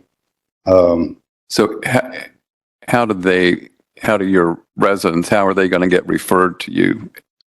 So before they ever come to our facility, we require them to go through a residential treatment, like either a detox facility to where they're coming off of drugs and alcohol, so that the medical care is provided for them, because we don't offer that. So by the time they come to us, they've usually went through a detox phase as well as at least a 28-day residential program. So they're a little further on than somebody that would just be coming in off the street or they're a little further along in that development. But how are they referred to you? How do they know about your facility? So they'll either find us in, through the community online or other referring healthcare providers. Okay. Another thing that wasn't mentioned too, all the clients that are residing in this house, they're all clean and sober and have been for multiple months. They're not coming directly off the street or hospital programs. They've already been in residential treatment centers and they have 30, 60 days plus clean. And then in addition to that, they're drug tested and given urinalysis testing multiple times a week. And if there is a positive result from one of those tests, then we then refer them to a higher level of care. So at no point in time do we ever have anybody in our houses that are actively using drugs and alcohol.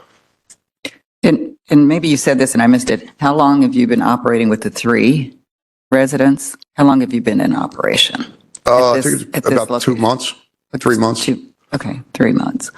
All right. And clarify for me your role, Mr. McCarthy. What was that? Clarify your role for me, your role in I'm not one of the owners. Okay. Owners of the residence or owners of the recovery program? You own the real estate or Bluegrass Recovery? Owner of the Bluegrass Recovery Center. And how long has that been in existence? Just under 2 years. Okay. Approximately how many people are you serving currently? So our max capacity census is typically around 30 or 35. We don't like to go above that for quality of care reasons. But we've treated hundreds of people at this point since we opened. Okay. So I just want to clarify a couple of things. So there's 6 residents in the house, right?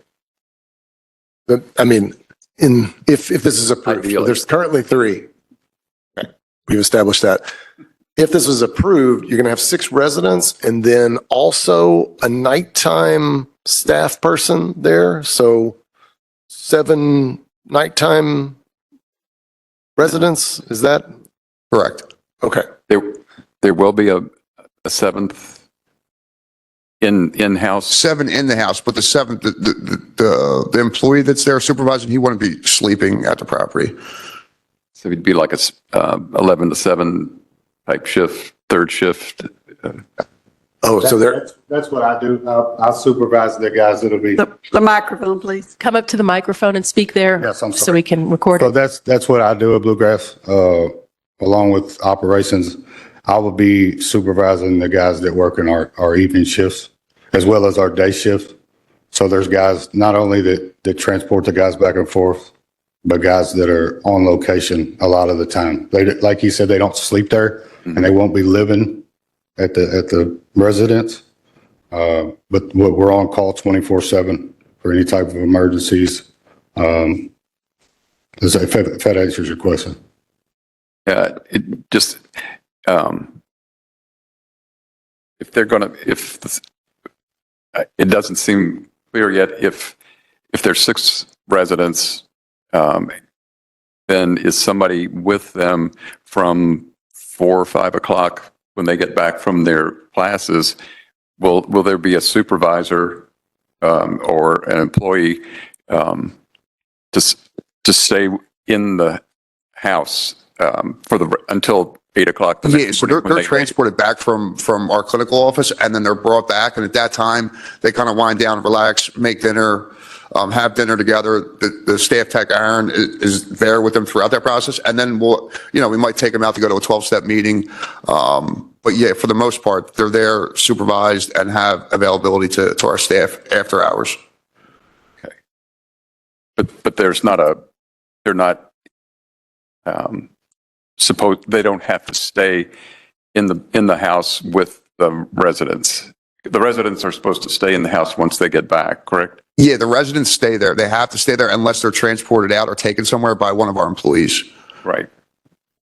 But after the last activity, whether it's go out for dinner or whatever, there's not a staff person on site unless they would have to be called from outside to come in for a situation. No, they're there for the most part. Then they might do rounds and stop back at the office to do some other things, but we have cameras set up. But for the most part, they're there and spending time with the clients at nighttime throughout that third shift period. Okay. Thank you. They're very rarely not with a staff member. So you mentioned that the three residents have you've had three men at the house for a couple of months. Did you say a couple of months? Okay, but you've treated other residents in the past, not residents, but other men with similar considerations in the past.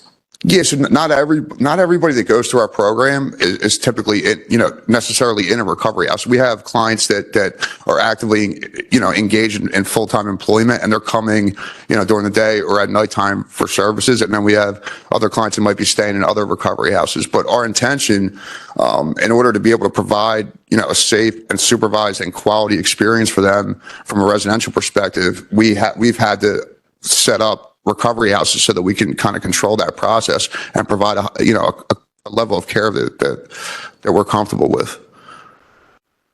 Your litany of your do's and don'ts is the most thorough one I've ever seen. It's 12 pages of rules and regulations and all that. So yeah, it's pretty extensive. And then we also follow all the guidelines that are distributed by the Kentucky Recovery House Association as well. And then our organization is also accredited by the Joint Health Commission, which is a whole other set of accreditations for healthcare facilities. So. Okay, any other questions? There's just one thing that's come up with a lot of these cases. Are there violent offenders or sexual offenders? Is there a policy against accepting those? So yeah, we have one of our policies is that we don't accept sexual offenders into our program. Now we do have clients that are convicted felons and do have criminal histories, but as far as sexual offense, that's the criteria that would disqualify them from our program. Okay. Okay, I believe that's all the questions for now. Thank you for your time, guys. I appreciate it. All right, thank you. I did have a speaker. Mr. Bose, were you interested in testifying? My name's Frankie. Just want to say thank you for your time. I filled out the slip just so I know Ryan can't hear that well sometimes, but I just want to say, just to speak on what we do and how we feel about it. Ryan did a good job, and so did Aaron, talking about how structured we are and how we believe in a clinically sound program, but it's also matched with the same amount as loving care. And we really love what we do. We love providing a great atmosphere for people to recover, for them to be able to change their lives. We want nothing more than to see people in the community grow, love being an inspiration and leading by example. Running a very structured facility with good team, with good staff that believes in the same vision, and just running a really good drug and alcohol program. And there's nothing more that we would love to do. A quick little story is me and one of the partners, Mike, I actually met him in detox when I was 22, 19 years ago. I went to one treatment center. I walked in. He was there about 3 or 4 days, and we found our calling. We've been doing this for almost 20 years together, and it's not about money. It's not about passion. I have 3 kids. I have to make a living for myself, but there's nothing more that we love to do but wake up to go to work and try to ignite the flame to somebody to change our lives. People did that for us. We were in very similar houses that were very structured. We got broken in this way, and we take it very serious. We want to get the houses licensed because we want to provide a structured environment, but also operate at the higher standard possible. So we put ourselves in these situations to come here and face you guys and be a part of the conversation because we want to be held to a high standard. We really do. We want to be the model. We want to be the, what it could look like if you do everything right, follow all the rules. You don't need to put a lot of people in a house, a good living. Like we create houses that we would all live in. We don't want to put 12 people in there. We don't want to jam people in there. We want to run a good, efficient house that has enough room that they're all very happy to be there. And also encourage them to, when they're done at our program, to actually be excited to go to another facility to extend their care and keep moving on forward. And we try to do that every single day. We show up to work happy every single day. We're happy to be here. Anytime we get an opportunity to speak about what we do, whether it's a tough situation or not, we'll always stand here and be very prideful and really talk about what we love to do. And I really appreciate all the questions you've been asking. They were great questions. I feel like they did a good job answering them.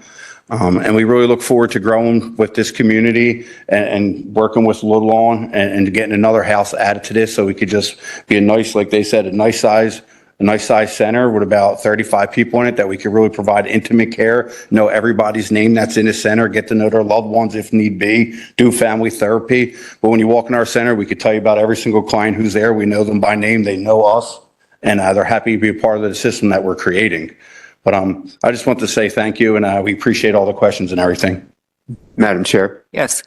So in that regard, and thanks for your testimony and the explanations you've offered, I would just offer you a couple of suggestions or observations. Number one, as you might imagine, there's only two kinds of neighborhoods out there as it regards to transition homes, those that have opposed them and those that will oppose them. So you're not unique in that case. You shouldn't take it personally. That's right. Likewise, most of that opposition, as you can tell, maybe you haven't had a chance to review all the feedback and pushback from the neighborhood. There's two kinds of pushback. That kind of pushback are concerns that are well informed, and those which probably fall short of being well informed because there's a lot of misinformation out there about the difference between a halfway house and transition house, people that are in recovery, people that are out of recovery.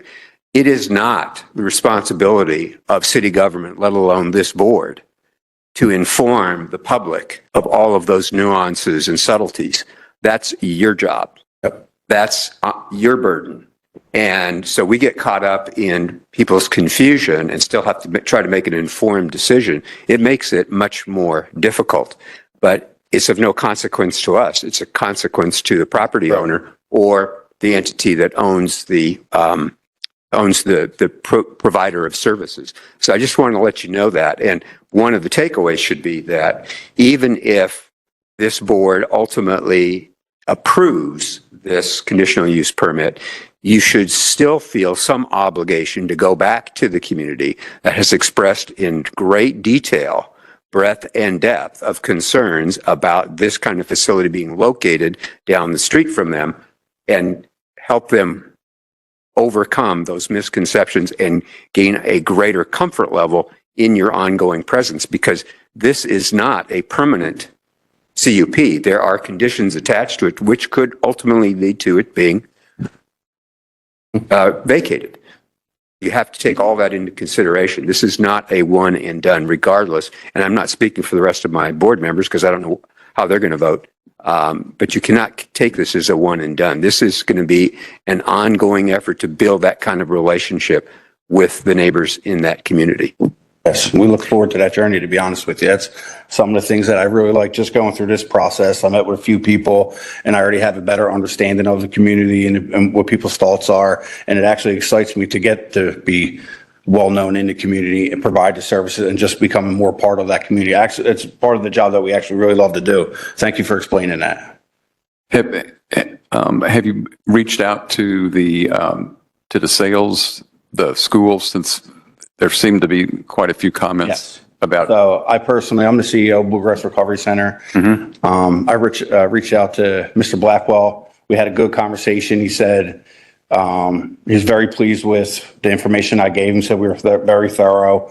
He didn't say Blackwell's position. I'm sorry. Who is Mr. Blackwell? Yeah, he's the president of the school, I believe. Yeah, president. Oh, that's right. Yes. Okay.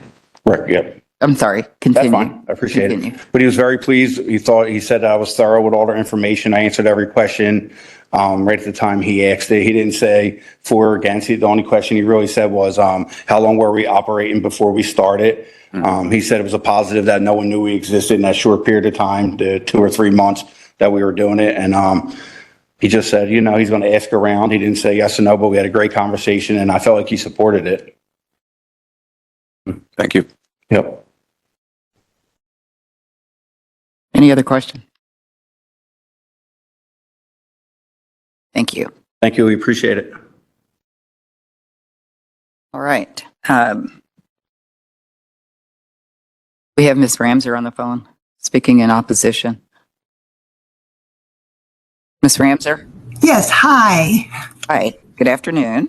Name and address, please. Ann Ramser, P.O. Box 14243, Louisville, Kentucky 40214. Thank you for allowing me to speak. Ms. Ramser? Yes.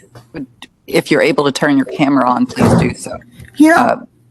I tried to figure this out. Wait a minute, it does say start video. Does that work?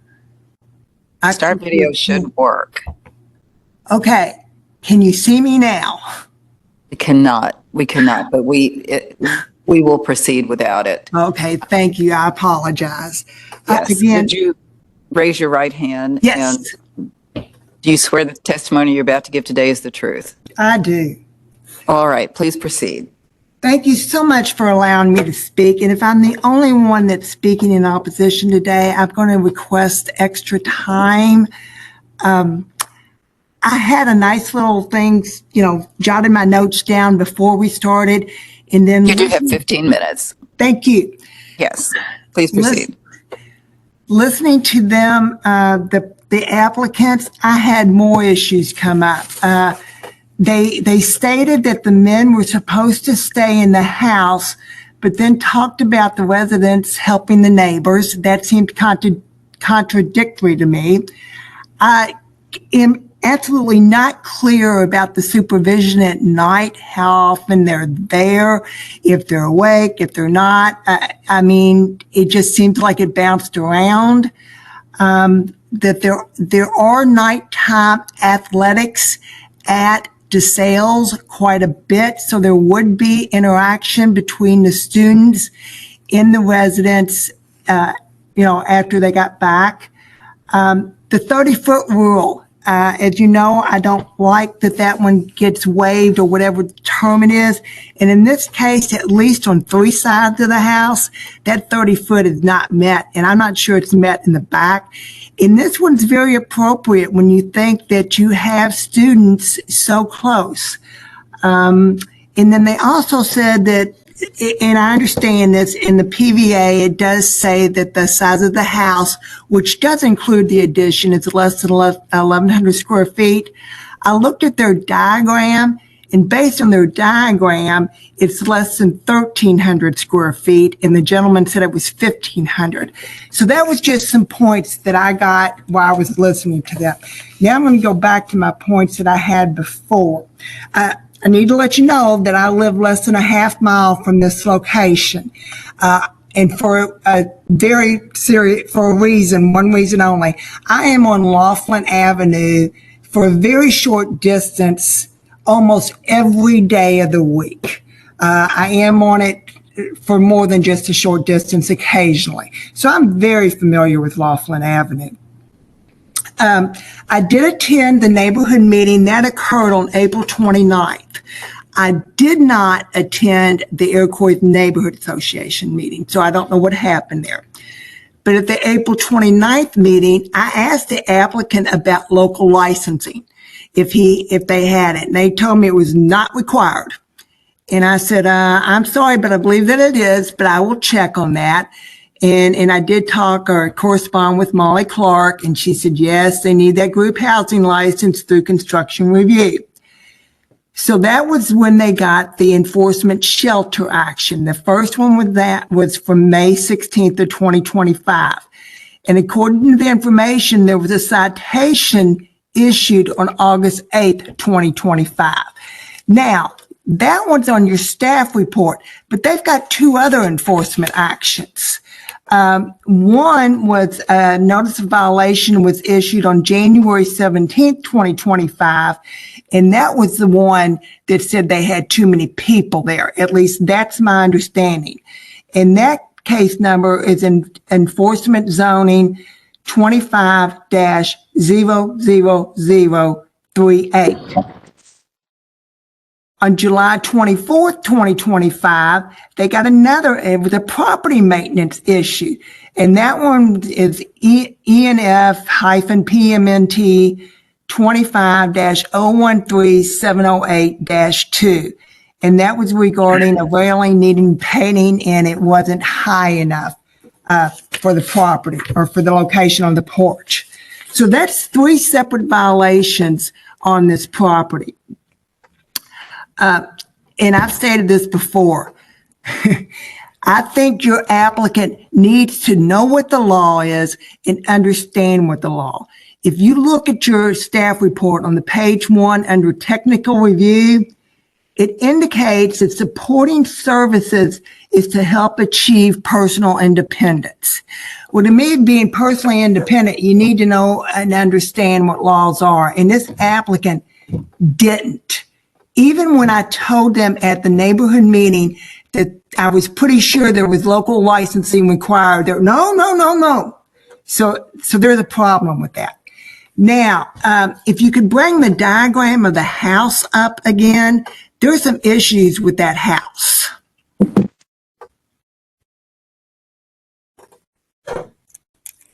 Is that possible? Can we get that back up?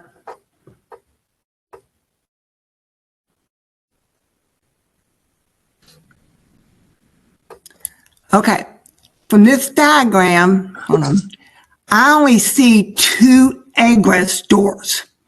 There's one going into the living room and one going into that back bedroom. Those are the only 2 egress doors that I see. So if there's a fire, are all 6 of these in front of the house, are all 6 of these inmates going to be going through that 3rd bedroom and out that back door at night? What if somebody... They're not inmates. Oh, excuse me. I apologize. I should not have said that. And you're correct. Residents. Are all of these 6 residents plus possibly a supervisor going to be traipsing through this 3rd bedroom out that back door? And if so, I mean, I know people that throw their bed covers off in the middle of the floor. So, what are they going to be tramping over in the middle of the night?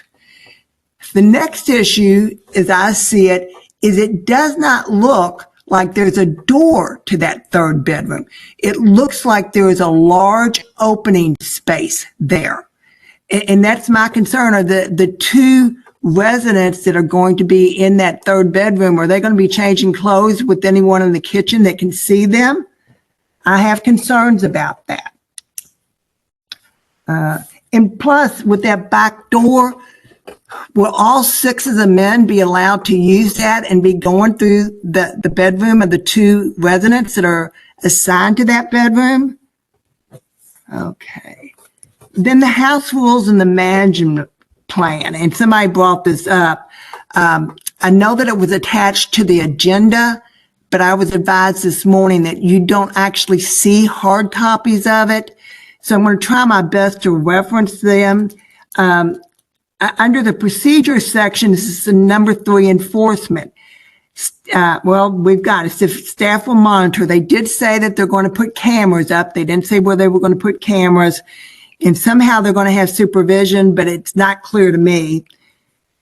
Then under section 4, medicine management, number 2 said secure storage, says a designated secure area will be provided for medication storage. I don't see that identified on the diagram.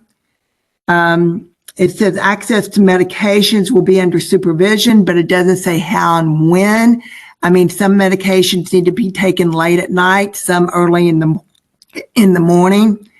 On the applicant's proposal letter to the Office of Planning, it says that the applicant will follow federal and state guidelines. Doesn't say anything about following local guidelines, which is of great concern because they've already stated, they didn't even know what the local guidelines were. Apparently, they didn't bother to check them out. I have real concerns here. There's some issues. I think there's a safety issue in the house. The 30-foot rule is being ignored, and I think this is relevant here when you think how close it is to the school. This may have been what the Metro Council was talking about when they put that 30-foot rule in. I also have concerns that there's 3 different enforcement actions in less than, let's see, January to July, 7 months? And they were all different types. So I have some real concerns about this particular proposal, and I request that you deny it, and I'm available for any questions. Questions for Ms. Ramser? I have a question for staff, maybe the attorney. See if there's any questions for her first. I don't believe there are any. Do you have a question for the attorney? Yeah. Attorney Ferguson. And in terms of what this board is responsible for, is licensing and egress of the structure and medication schedules, is that of any concern to us, or is that we're just on the land use? Yeah, no, I mean, the medication schedule, that's their program. That's their business. As far as ingress and all that goes, that's reviewed by construction review with that license application. So that's already being looked at by the other department in that process. And could be turned down regardless of what this board does. Yes, correct? I mean, like if they found that they could not possibly meet ingress and egress rules or any other like building permit things, then they could deny they could deny a license or a permit for those sorts of things.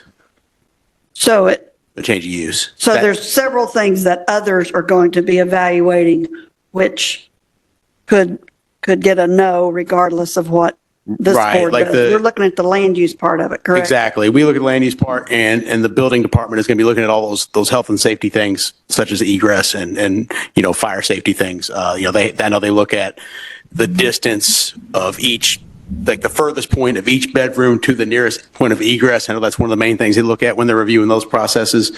And there's other things that they have to look at, So, I mean, it might be possible that within that process, beyond our approvals, there could be changes to a property that's requested prior to being allowed to get their change of use or other things like that. So that's the kind of thing they're going to be looking at with the construction review office. Okay, so we're only looking at a floor plan from the standpoint of it seems that there's a reasonable amount of space to accommodate the 6 they're asking for. That's all we're using it for. Right. That's what's regulatory with land development code in this instance is that we have a minimum amount of bedroom space per occupant. That's what's regulated, and that's what those numbers are meant to display. Okay, and are those numbers been verified, or is that yet to be done? I mean, I don't somebody know. checks that and it's not really the number they've got there? They're consistent with the dimensions that they show on a plan. I mean, like with any kind of plan that we get, I mean, people report dimensions to us, and if they seem reasonable, we accept them as reasonable and move on. And so is that really a concern of the licensing? Yeah, I mean, they're going to have more, direct inspections by the Office of Construction Review, in that process with the change of use and the licensing, where they will have someone actually from the city go in there and confirm that these measurements and these things are real. And I'll jump in.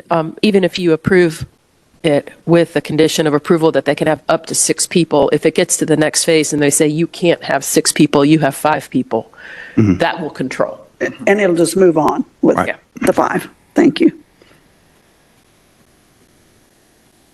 We rarely see exceptions to the, we do see exceptions to the 30-foot rule. And the reason is because most of these transitional homes are in existing properties. And those properties are built, they're within 30 feet of the adjacent property. There are very few existing residential properties in this city that could possibly meet that standard. Okay. Oh, God. Okay. All right, members, So at this point, we didn't have any questions for Ms. Ramser, so whoever is going to speak for the applicant, you get 5 minutes for rebuttal. take the opportunity to address the concerns that you've heard today. To address the most recent concerns? Address the concerns that you heard from Ms. Ramser and any questions that the board raised that you've not had a chance to Yeah, I mean, I address. don't have any questions. If there was something specific that she would like me to address, I can. So. You mentioned supervision and. Yeah, so I think I've been very clear on the supervision. We have staff that are supervised in life safety and CPR that are there with the clients when they're not at our facility, when they're at the property mentioned. And she raised. Can't hear everything. So, I can guarantee that the patients at the house are not going to be talking or being involved with any school kids at all. She brought the school kids up. That's not going to happen. They're not going to leave the house, go across the street. When she said about they're not allowed to leave the property, they are allowed out front. The neighbors, if she needs help, they will move her trash cans for her. We met her personally, said she could always, ask them if they need trash cans moved or anything like that. But they're not going out, leaving the property, doing anything in the community, not going to stores or anything like that. We provide everything they need and they're comfortable staying at the house location. As far as the staff goes, hopefully I could be clear with the staff. So we have 8-hour shifts for our staff. They're staffed all through the night. They might not, if on their 8-hour shift, they might not spend the whole entire 8 hours at the house. It could be 6.5 hours, and for a half hour, they went to fill up the vans with gas, came back. Maybe they needed a little bit extra food, so they left the house and make something for dinner that night. So when Ryan was saying they're not with the staff for the full 8 hours, it's because they might have to just leave the house for 15 minutes, run to the office. As far as the medication goes, we're held to a criteria through JACO for medication lockers, where we keep the meds at, and all that stuff. We do go through that for the AODE licensing to run the drug and alcohol center. What else were the rebuttals?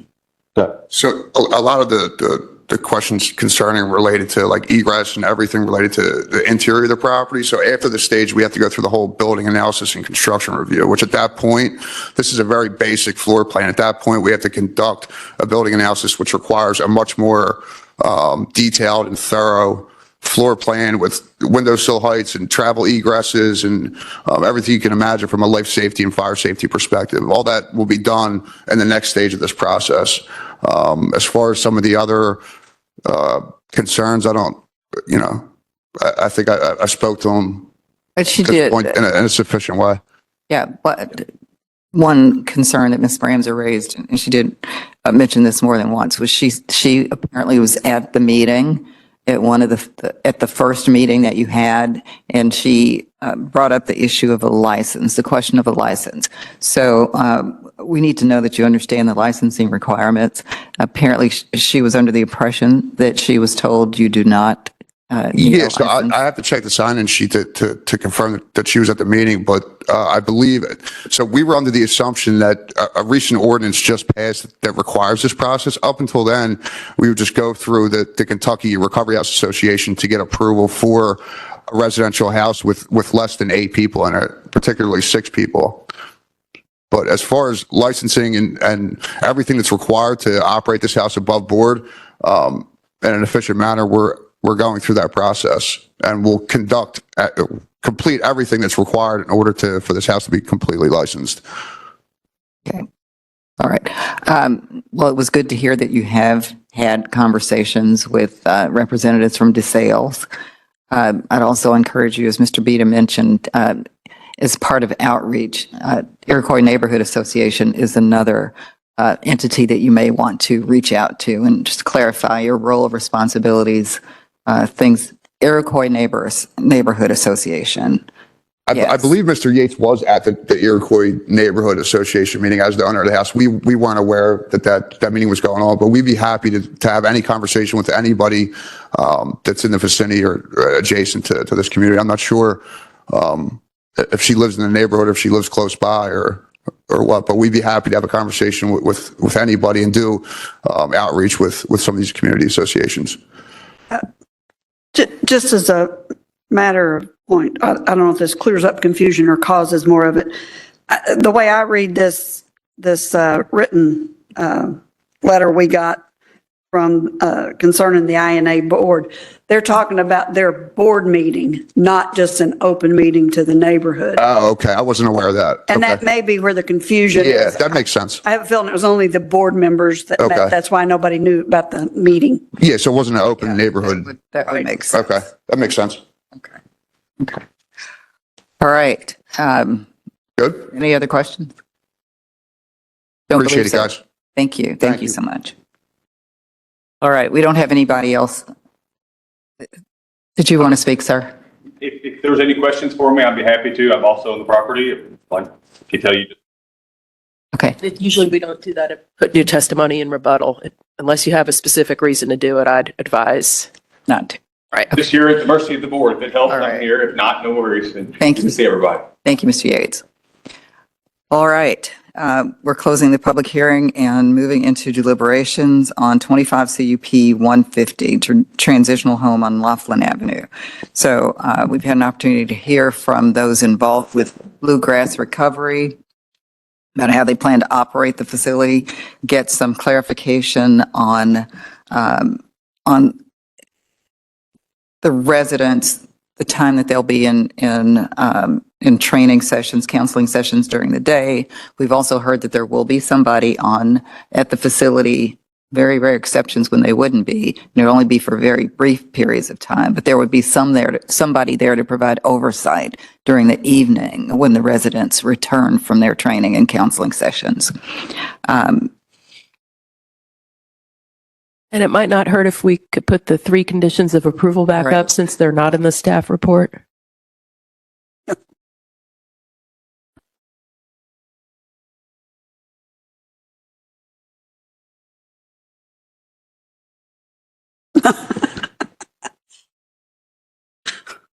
We're talking to you.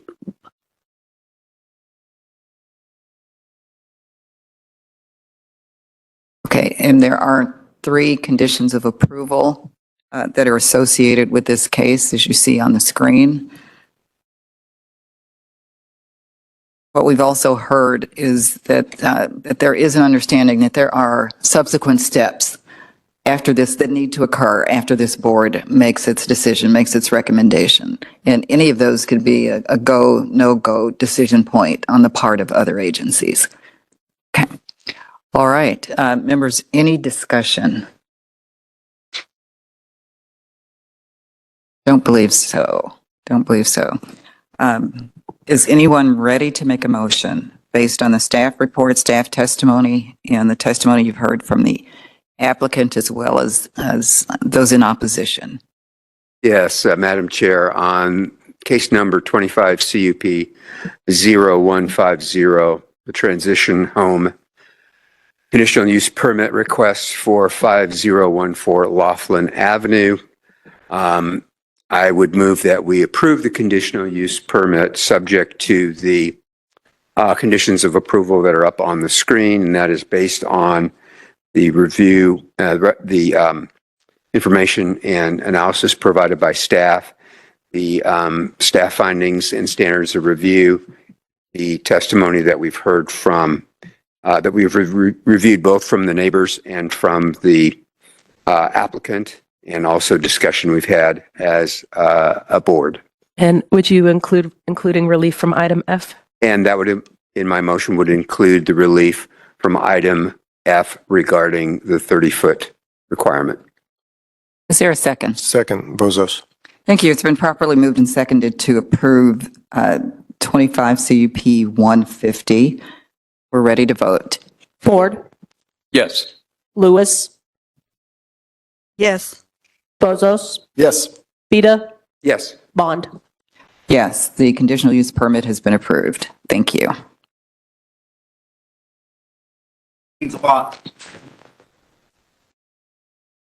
All right, that was the last case for today. Is there a motion to adjourn? So moved. Thank you. We are adjourned. Submit that application now. Excellent work, everyone. Danny's been a little bit of a now. You've laid